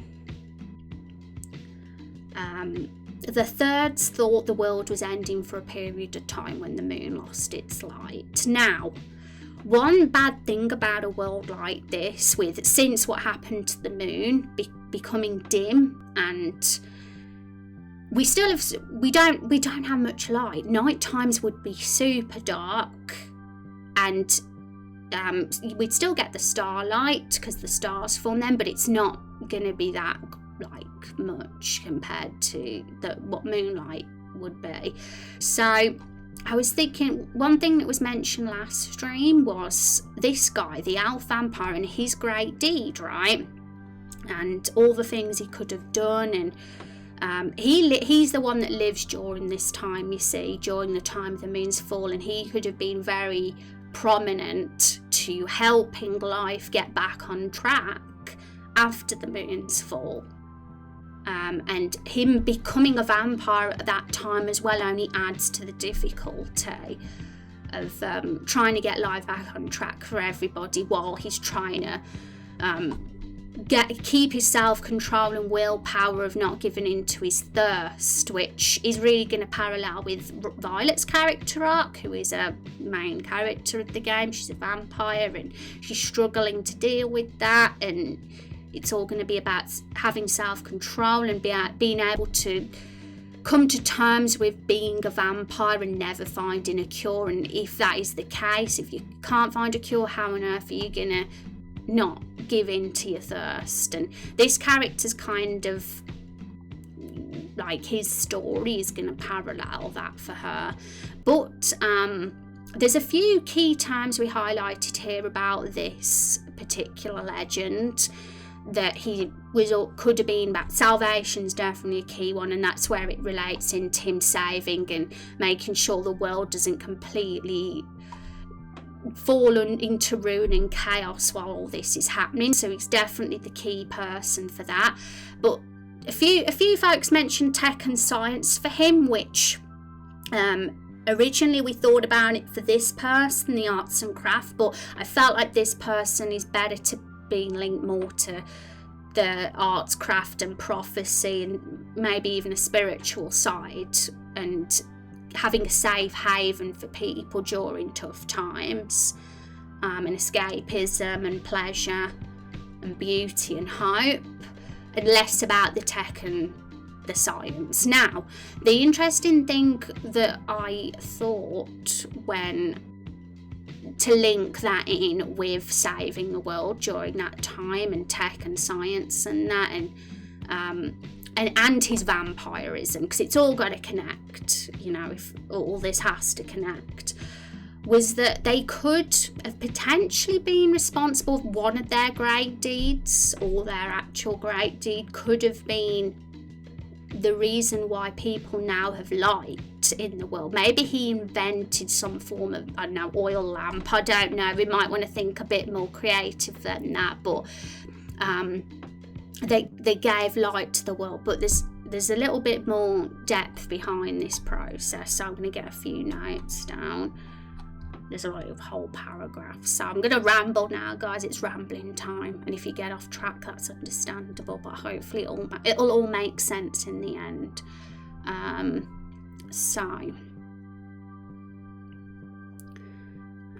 And oh dear, wasn't aware of the moon's fall. Yeah, that's like a completely extra thing that happened in the Age of Stars, which was a very long time ago, and it really just puts that more as more of a key lore detail in the history of the world.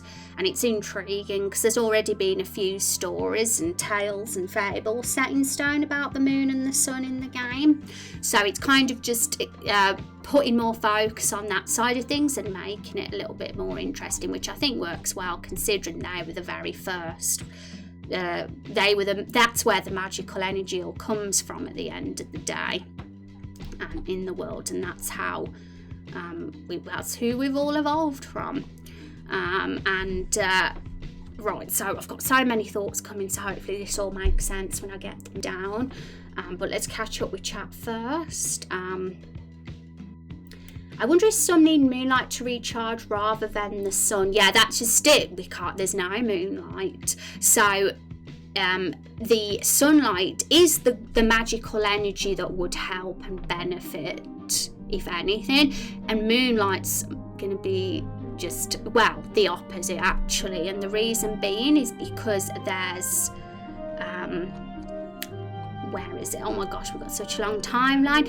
There was a time when wild animals and monsters formed at the exact time as when the moon fell. So there's a link here between the moon and bad magical energy coming into the world. So let's get some rough thoughts down. I'm not going to organise it just yet. I'm just going to get it all messy. Where's somewhere to write? There we go. So this is going to be just messy, folks. In fact, I might start a new page for this, and it might not make any sense right now because I'm just getting thoughts down, but I'm going to connect the dots to make it make sense, hopefully before the end of stream. So, vampire elf. Let's just get the few key details down here first. So, the moon's fall. We'll just summarise things so we can do this a bit at the time. Now, this was a disaster. The disaster when the moon changed its orbit and hid behind the planet away from the sun. This idea in general, this happening all came from a story that we'd wrote about the moon and the sun ages ago, and I was intrigued enough by it to sort of establish this into the lore. Okay, so the Thirds thought the world was ending.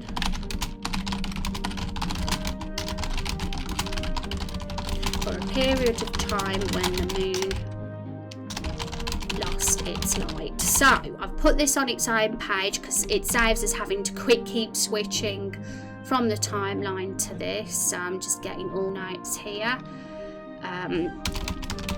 Lived during this time.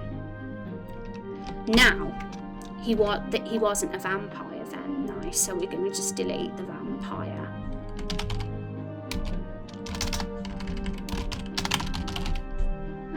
From that for now.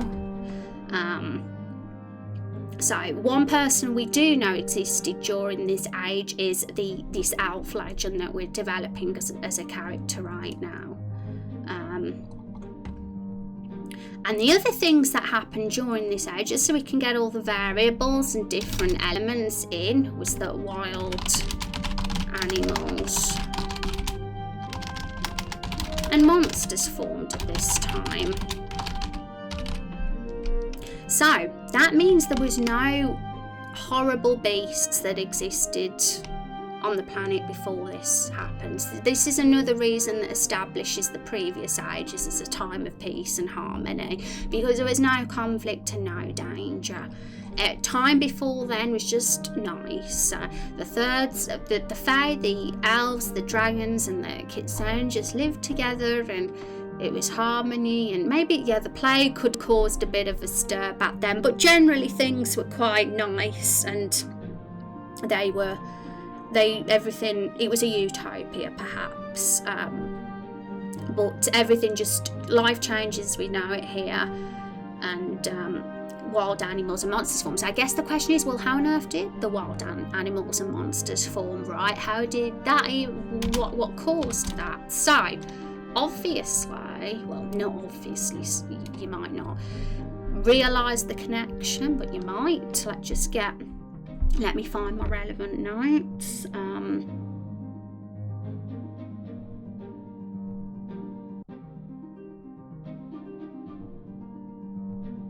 And I've got like a whole page just on this bit alone. Might have to do the Control and F to find what I'm after. Yep. I'm gonna have to. Okay, I found it. So,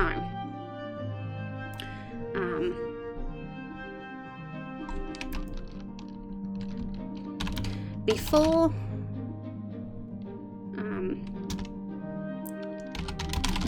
the moon's fall, the Thirds lived in harmony.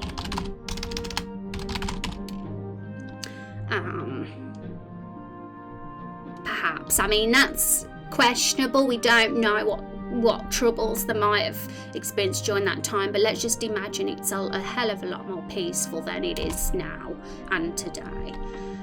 Lived in harmony. During the moon's form, waves of the moon's magical energy may have fell onto the land and caused chaos, turning many elves, fae, dragons and kitsune into wild beasts and monsters.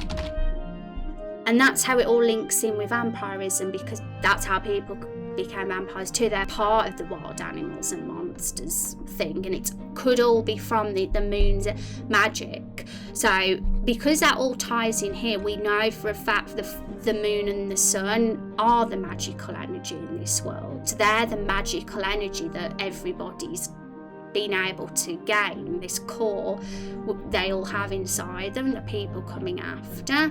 Well, the moon and the sun have absolutely limitless amounts of it. It's insane what they have.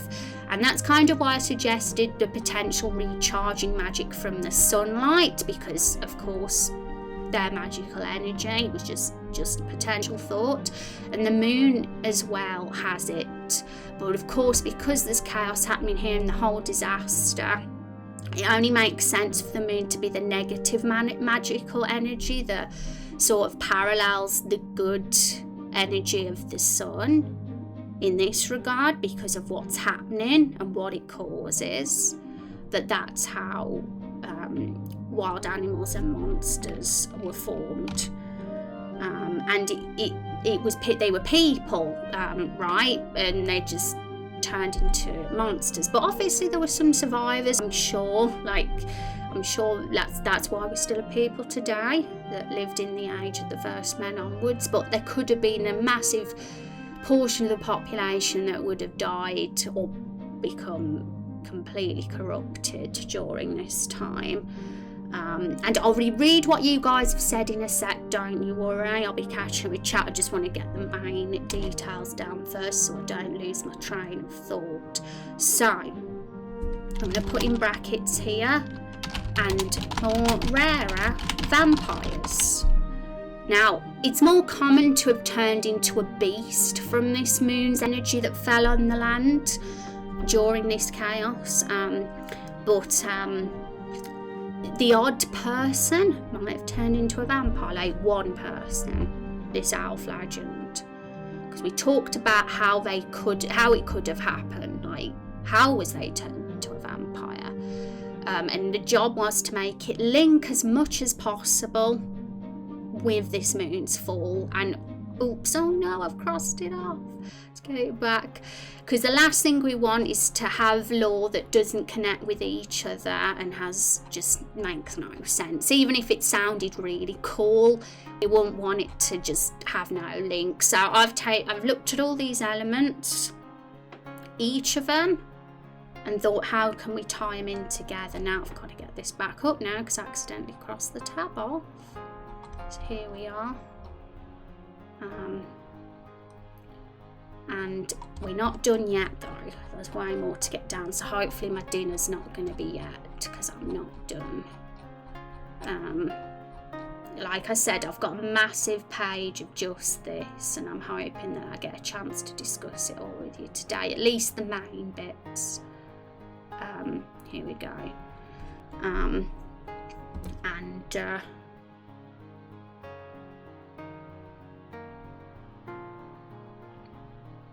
Okay. So,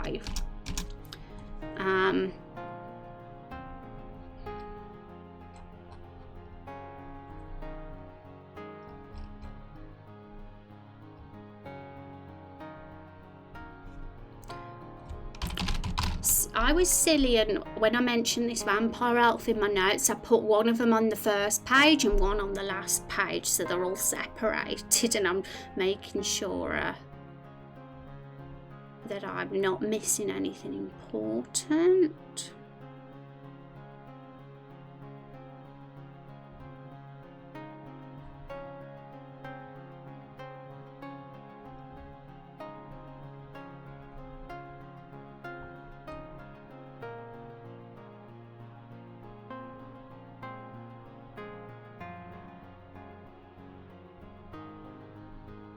Okay, so I think we're good.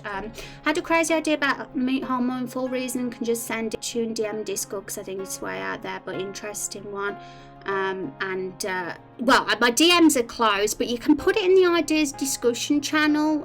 Forgotten for sure. Or if you're really keen on something being private, like if you really if so, you can always drop me an email to my roserainblood@gmail.com. But if any Raindrop Chronicle ideas, for sure they can go in the ideas discussion channel if you've got any, for sure.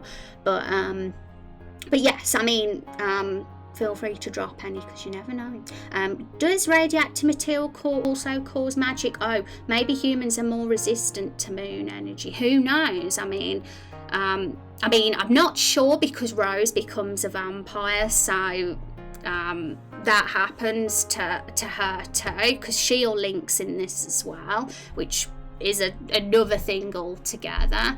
Because how I'm seeing it, just complete brief summary here, is that this moon's magical energy that's fell onto the land in this time, there's still pockets of it lying about the earth, just randomly, that nobody has even thought twice about, that's hidden. And my theory was that Rose could have been in the farm, just digging as you do, and accidentally dug up this pocket of magical energy that she shouldn't have, and that's what turned her into a vampire. And that would explain the randomness of why some people are vampires and not others, because they were just unfortunate enough to fall into the pocket of magical energy. So even thousands of years later, these pockets of magical energy are still lying on the earth somewhere. And that way it links in. Rose's vampirism connects with this disaster. You know, it all kind of connects with each other. Like, originally we had a sorcerer turn her into a vampire. That was the original plan, that someone did it, but she didn't know who. But we know now that people don't have the ability to turn others into vampire. This is magic that's out of everybody's control here. But nothing wrong with Rose having a theory that someone did it. Maybe she saw someone passing her in the street and just wrongly assumed that person is the one that turned her into the vampire. That could be a possible plot point if we wanted it to be. And So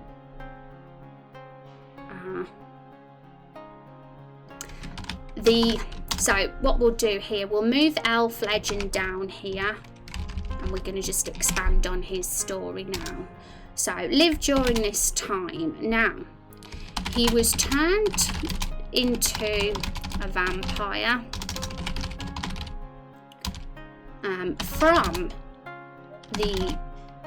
from a disruption of magical energy during the moon's fall. He was turned into a vampire the same way that others would have been turned into wild beasts and monsters. He was just, I suppose, lucky in a way that he was turned into a vampire and not a complete monster, because at least for him he's still part human, right? I mean, still awful, don't get me wrong, but he's not completely dead and monstrous. He can still fight his thirst somewhat, unlike the other wild beasts and monsters. He tried his hardest, and I've made this elf vampire male simply because I kind of like, if they were a female character, they'd feel a bit too similar to Rose then, and I kind of want to make this elf legend and Rose somewhat distinct from each other. So I thought swapping the genders around would be interesting to explore the male perspective of what Rose is going through. But I also think it connects better to what they are as well. Like the cleanliness trope, I think it'd be a bit cliche if we went for a female having that. And it's cool to see the male have the prudence and modesty traits instead of the female for once. So he tried his hardest to keep it a secret. And made it his goal in life to figure out how to undo this curse. Now this is another interesting thing, and I really hope I get time to finish talking about this today, because this is how it's all going to tie in.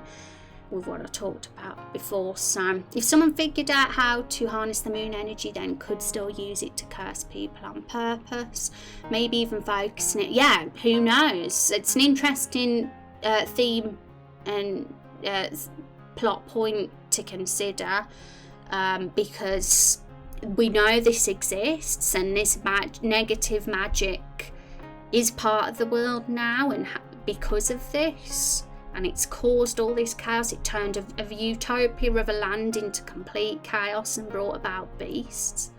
So as soon as someone latches on to this and researches history, someone could definitely take advantage of that if they had the knowledge. Who knows? So made it his goal in life to figure out how to undo this curse.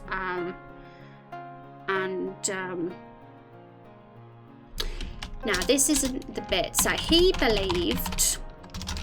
falsely believed, maybe, we don't know, but this is what he's convinced himself of. He believed in his heart that bringing back the light of the moon would cure his curse. So this is an interesting thing on to explore. Now, we don't even know if it's even possible to do this. It might be impossible for the moon to ever regain its light, which, if this is the case and this is the cure, which could be a complete false belief that he's got in his head, then that moonlight would have to come back for him to not be a vampire anymore. But I thought it tied in nicely with the idea of him being the one that invents light on the world, as in, like, gives the people at this time and of the future ages a source of light at night time, because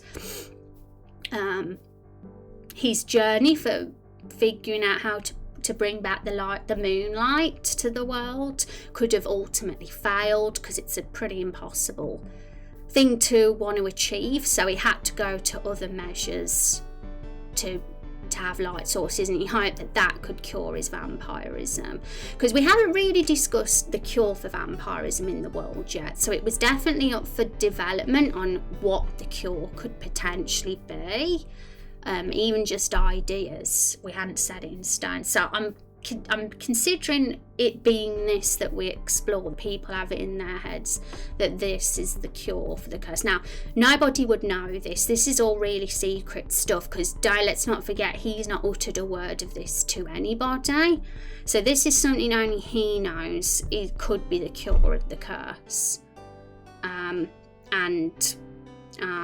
Rose could eventually find his diaries or all sorts and think, oh, it may be, if that's the curse, that's what I've got to do to be cured, and that could lead Rose on to her potential arc and journey if she figures out this information. So it's just something to consider, because then it gives Rose an active arc in the story, where she's got a goal, like a very ambitious goal as well. But we've even thought the end of Violet's character arc, her name's Violet now, I keep saying Rose, might not even involve being cured. We might find along the way a cure is impossible and you have to live with the curse, which would mean that she'd have to gain complete self-control of her curse for her ultimate character end, if that's the case, which could also be a real positive, because it's showing that she can control that and live with it rather than just fix it all. So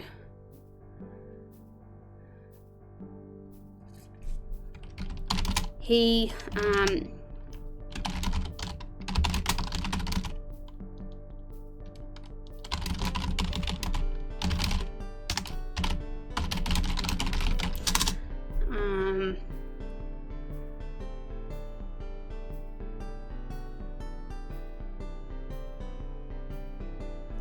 okay, so I mean, we do have this. Let me just briefly mention that the stars did also form in this age, and one idea was to link his act of greatness in with the stars. But part of me thought maybe if we wanted a more spiritual nature to the kit, who is all about the safe haven for people, that they could have been the one link. Maybe they could have discovered that the stars were the gods or something from a prophecy, or because somebody in this world figured out the stars were important, right? So that's another thing to think about too. And I know a lot of you like the idea of the kit being spiritual despite not being an elf or one of the older races. But it could link into them, who knows, just thoughts. Because someone would have recognised their importance, because they're celebrated. They used to be celebrated on the calendar and they're named as days of the weeks. But we don't know yet when they became celebrated. But there's a few of the notes.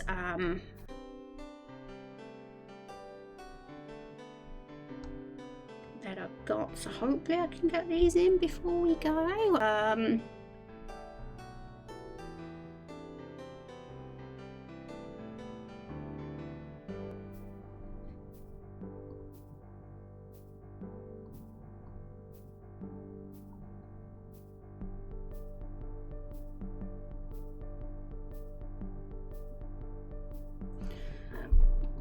Okay, so that's just a separate thing now, but let's just get, this is going to link this next point I'm going to make. So what inventions involving magic or tech could have been made that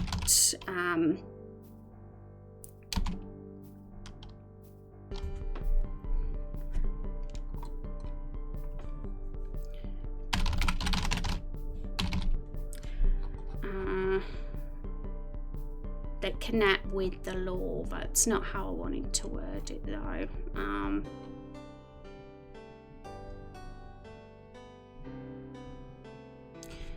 What impact that impacts the world most, that's it.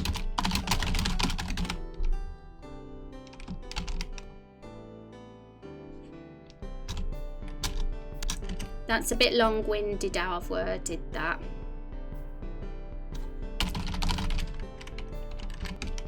I'm going to just put that in brackets. What inventions involving magic tech could have been created that impacts the world most? Impacts the world most is very important, because we don't want to just throw around tech like confetti that has no meaning. We want it to link at least with our law, something that's been invented. So connect this bit here, like I said, the thirds thought the world was ending for a period of time when the moon lost its light. That would have been something that would really have motivated people to invent a solution for, because nights at night would have been dark, and you got to think about the game. We need an excuse for why we can see at night. So somebody could have invented something that helped that somewhat. So this is where the vampire elf comes in. Who knows, maybe the people of the Age of Stars were quite advanced in terms of tech, but it became lost. Almost like a lost civilization of tech because of the disaster. A lot of it could have got destroyed. That's a thought as well, because some might think, well, hang on, shouldn't people from older ages not have good tech? But not necessarily. These people could have been advanced, but then the disaster could have destroyed it, which kind of starts the cycle all over again, right? And then the tribes start again after the disaster. So an important technology would have been light, needed from the lack of moonlight after the moon's fall. People were freaking out, right? They thought it was the end of the world because the moon lost its light. Somebody would need to sort that out, or people could have tried to figure out how to sort that out. Who better than the legend that lived during this age that is salvation and wants to help and is is going to be remembered for an act of greatness, that needs to be remembered for an act of greatness, who is also looking for a cure for their vampirism. So they could be looking for this light that helps, assist the people, this tech, this light, that he also thinks might benefit him and cure him of his vampire curse at the same time. That's kind of the idea I'm going with here, to make all the plot points connect. So all this here, he believed the light of the moon, that could be what he believes deep in his heart could fix the curse. The light of the moon coming back could get rid of his vampirism. It could be false, it could be completely undoable, even if the moon gained its light. Maybe the magical disruption, too late, it's done too much damage to the body, for all he knows. But I always think people, when something terrible happens, and they like to have a bit of hope, even false hope. So whether this is true or not, this is what he's convinced himself of, and it's kind of his motive, and it can connect well with him bringing back the light, I suppose. It's a bit of a rough idea at the moment, but I think it's got some legs, and I like how it links things in, and it's relevant and connected, and he does need a great deed after all. And it's cool. I think it's super cool to have all the legends' great deeds quite distinct from each other. We got one that's raised a city. We've got one that's cured a plague. One that's invented a useful tech. One that's recognised the gods. One that's who knows? We'll have to think about the others of what it could be. But I did like the idea of this kit bringing a safe haven to people during a time of empires being overthrown left, right and centre, and war and all that, and bringing that safe haven to them. That was a cool idea, but we can always link that to prophecy into some way or another as well if we wanted.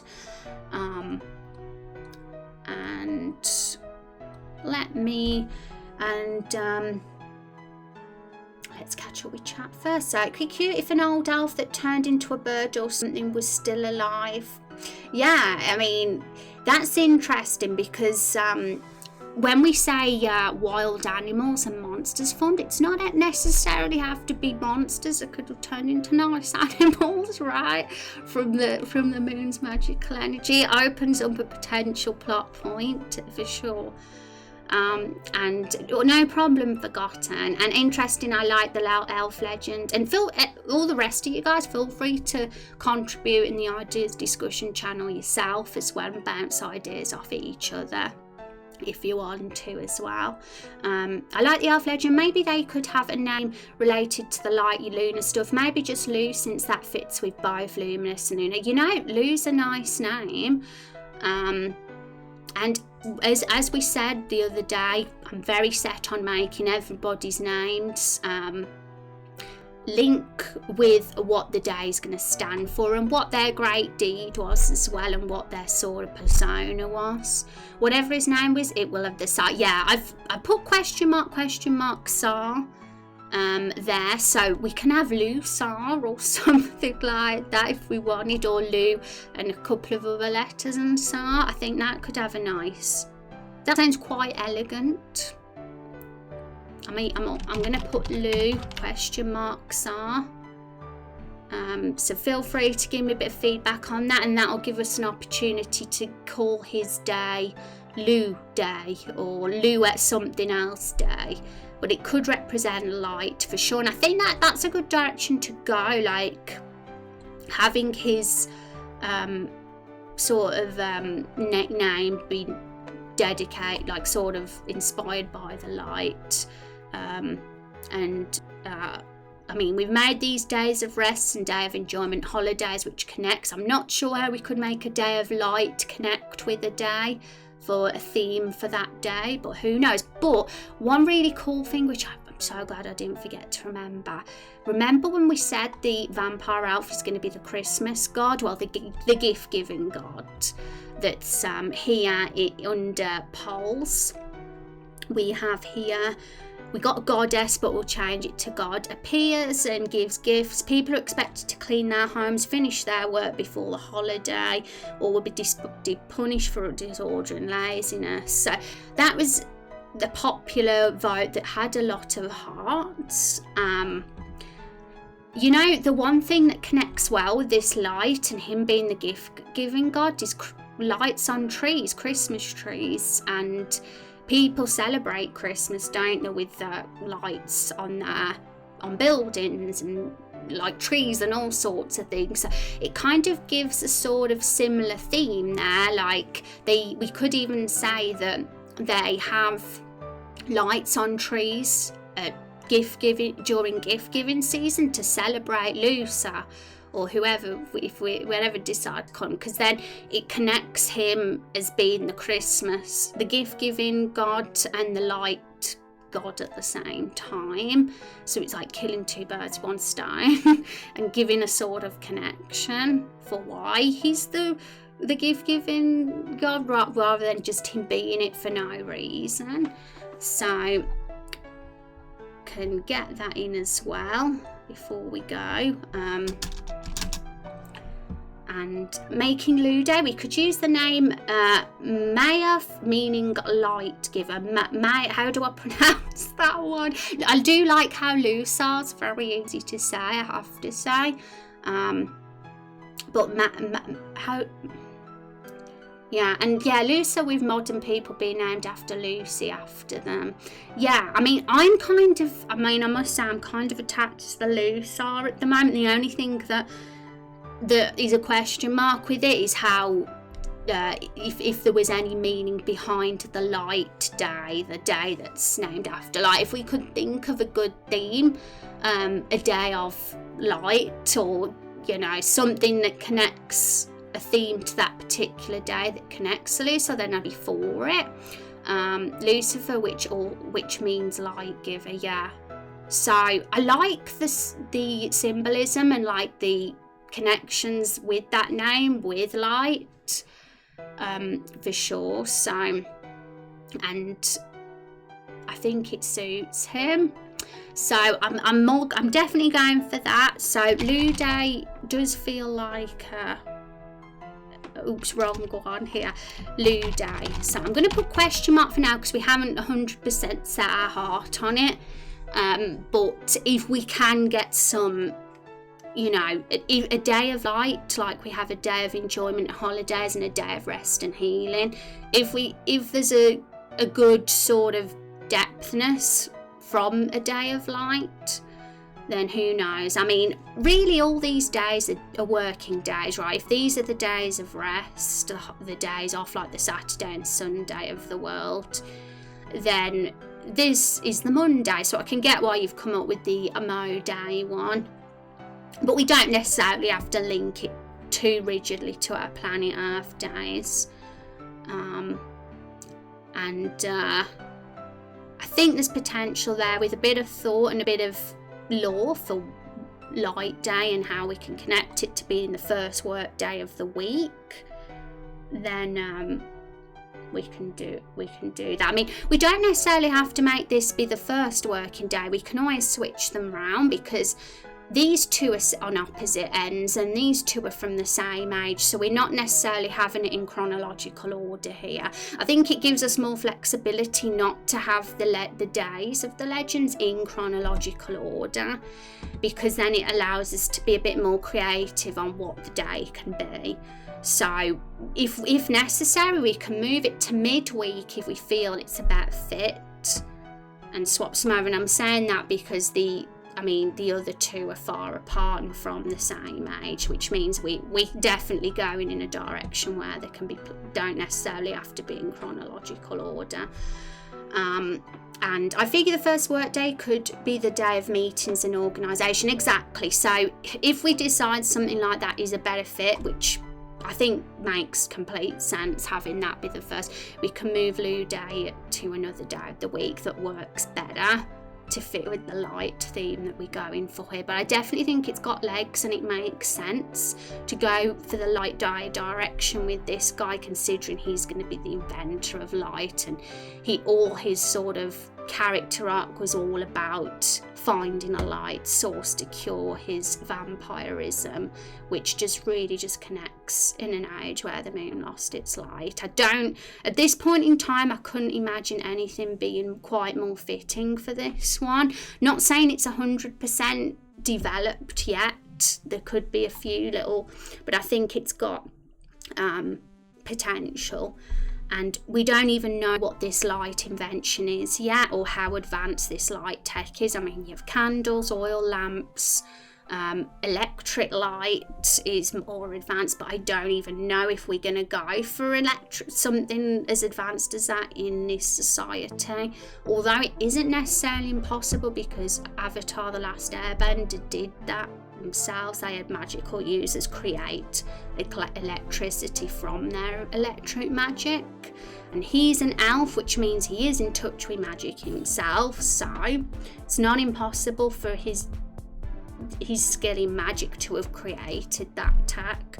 But we can be flexible. We'll figure out what's the best for this world and makes the most sense and can work, and we'll think about it, what works best, because it has to be something kind of cool, right? If it's gonna be a great deed.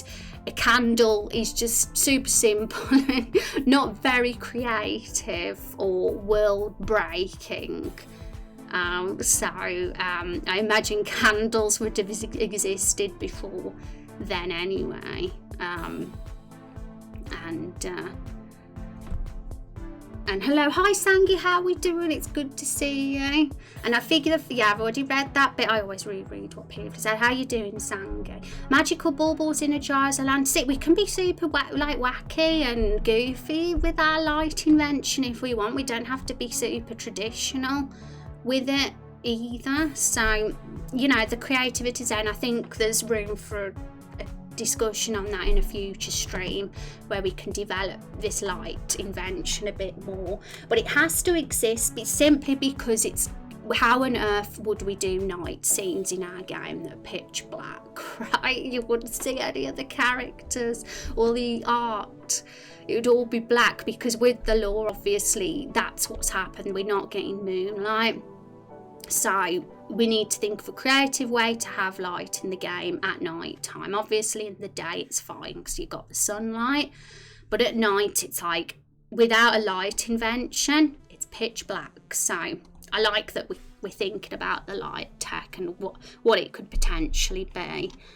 And it just makes the world feel more rich when we start adding that light to the game visually as well. Once we get an idea what on earth it's going to look like and be.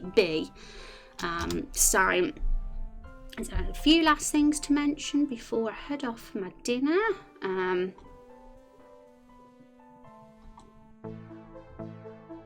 think there's a couple more sentences I just want to get in. So I might have to rush off for dinner again today. The problem with world building streams is I get so carried away, and it's really hard to put an end to the stream because of that it's difficult to do raids and trivia at the end because I never end them in time. But we will get back into that once we have the excitement of the world building passes a bit. So important technology bringing light needed from the lack of moonlight after the moon's fall. The vampire elf invented it as a plan B. Well, we'll say the vampire elf may have invented it as, I don't always like to word things as an absolute definite, but the vampire elf may have invented it as a plan B, thinking it might cure his curse. He may have not been getting any luck bringing back the light of the moon, so did this instead. That's kind of how I imagine at the moment, but that's the only perspective I've considered so far of why he would have chosen to invent this light over bringing back the moonlight. Just the fact that his journey into bringing back the moonlight ended up being too difficult to do, and maybe deemed it impossible, so he went for an alternative method of artificially creating light. Artificial light.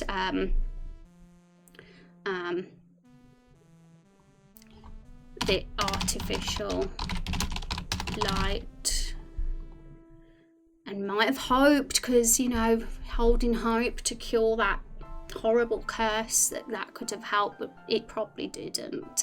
Yeah, in fact, its chances are he died a vampire, because it only makes sense, I suppose, for Rose to find out about this legend and follow the journey and bring her closer to the solution, the cure herself for her curse, but then might find that in the end it was futile, and she'll have to accept life as a vampire too. And maybe if someone does tell her that there is a cure for the curse, that they're just manipulating Violet for their own ends, but really there isn't a curse. It's a question mark at this point in time whether it's possible for there to be a cure or not, but I like keeping it open-ended as a maybe, but very likely almost impossible unless you go to great lengths. That's kind of how I see it.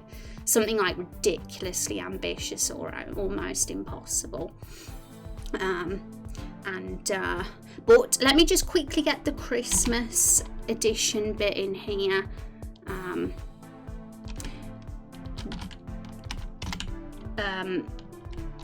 Could also put this on this one. Is seen as the god of gift giving. Oh my gosh. Well, we'll say it's seen as an important part of the gift giving holiday. We don't know his sort of connection to that holiday yet, but we know that he's sort of mentioned in fables and tales to clean your rooms, otherwise you won't get gifts. Like, typical of Santa, if you're naughty you won't get gifts. With him it's if you don't clean your rooms you won't get any gifts, which obviously connects to the whole cleanliness area of expertise that he stands for. But I imagine he's quite a strict elf, it's moderation that he stands for, prudeness and self-control. He wouldn't have took any messing, put it that way, and that's why it's even more shocking for him to be this horrible vampire that's animalistic. It goes against his nature completely and everything he stands for. So it's seen as an important part of the gift-giving holiday. Bright lights are placed on trees and buildings in celebration, because he's the god of light now. If his great deeds going to all be about light, so I like how it all connects with him. So let's catch up with chat before we go. I think I've covered the main points today. There's definitely bits that I didn't talk about that I wanted to but didn't get time to because we're being so jam-packed full of info today, but I'm sure there'll be a time when I can raise the other things. I'm going to catch up with chat first. Spent day at the beach. Oh wow, it must be warm where you are then. Maybe he created a magical tower that radiates a beacon of light, and since the world was a bit different then, it only covers an area. He was herald to the future but the tower only covers a certain area. Land later magical lanterns, candles, possibly all lamps. I'm thinking that he went big and created the tower because the moon is... Yes, it has to be something epic like that, Van, and I think you're on to something there. So I am going to say but must be epic, because if it's something really mundane like a candle It's not going to feel epic enough to be a great deed. This has to be like, whoa, this light is something. Like you say, something as big as the moonlight almost. I mean, I can imagine he would have had to approach it in an artificial way, because his journey for getting the moonlight back, he realised, was impossible. So he thought, okay, I've got to create artificial light now, and he's got holding this hope that that'll cure his curse. It's interesting because it's turning the whole because don't, like the werewolf trope, you become a werewolf in moonlight, right? Well, this is the opposite. You cure your curse in moonlight. That's where we go in here. I might have to go soon, folks. I think I'm getting cold, but I definitely want to catch up with chat before I head off. And look at you, beach sounds great. Violet stops being a vampire by turning herself into a barrel. Yeah, for sure. Now you mention the barrel, I mean, I know I did very vaguely mention the sentient objects here, about them not having magical cores, so that link, I wanted to make sure they were brought into this magic discussion because they're so key to the plot. But I do think it's going to be cool to consider Carol and her companions more in our lore, and how it affects them as characters as well, and potential things that could happen with them in the story from what we create. And I think it's a good idea to have them in mind too as we do this. And any inventions, any tech that involves making wood, Carol would be screwed, I guess. But you know, that's another thing to think of. Anything that, I think Carol's going through a lot of struggles already, though she doesn't need a tech or invention that involves using up barrels. But to be honest, Neverblin Forest, building houses and furniture would be enough badness for Carol, because they might use her for a chair one day, and that's just simple building stuff. And the light could also be something on the underside of the floating city. Yeah, the underside of the floating city is very mysterious at the moment. I'm guessing that we know that corrupted zone under the fairy city could have been from the moon's fall, and could have formed from the moon's fall, because all the corruption, all the monsters are drawn to that spot, aren't they? So I think there could be a link between that corrupted zone and what happened in the moon's fall. It's like that spot never recovered. And there's still these pockets of corruption about. The world's spread out, and that's how random people may become vampires. And she'd have Violet would have turned into a vampire in the same way Lusar has turned into one. Disruption of magic just completely overwhelms their body and corrupts their insides. It's pretty gross when you think about it. It's interesting, they lack a magical core despite being very magical in nature. Yeah, and this whole like corruption magic thing and beasts and horrific monsters, it's pretty flexible. Like in the future, if there's ever a character, an NPC or a monster that's absolutely awful looking or scary, we can just say, oh yeah, it can be part of the moon's fall and what happened there. Like it's a flexible enough piece of lore to insert any creepy monster background story in. But yeah, feel free to message me, Van. They lack magic chords despite being very magical in nature. Yeah, so it's interesting with the for sure with the sentient objects, because they're the fifths, really. They're just the sign of things to come if there was a new species, which is an interesting concept. It also, once again makes Carol not very powerful, because she's not a good fighter. None of her kin are. They wouldn't be able to defend their way in battle. They haven't got arms and legs to use weapons. They can't use magic either to survive. So Carol's only useful as infantry. But for sure there is a connection, like the magical X of the raindrops is a reason, and the spell that they've come to life in the first place. And it's funny that it's kind of just made them, you know. And he was actually from the age after that age of stars, after the age of gods. And he's alive during the time of Helidar, and the light is a giant disc that's created, and Helidar lifted the light sky, persecutors lifted about to see if such things could be lifted, and Helidar's will work at night day after it was done to make the sky city rise. Okay, so I'm gonna have to read that after stream because I am gonna have to rush off, which is unfortunate because I could talk about this forever. But if he was alive during the time of that, it's not necessarily impossible because we know people had super long lifespans than elves and fae. We haven't put a sort of estimate on how long these lifespans are, but I imagine that it could have been thousands of years. If the elves and fae of today can live 300 years, then it wouldn't shock me if the elves of back then could have lived thousands.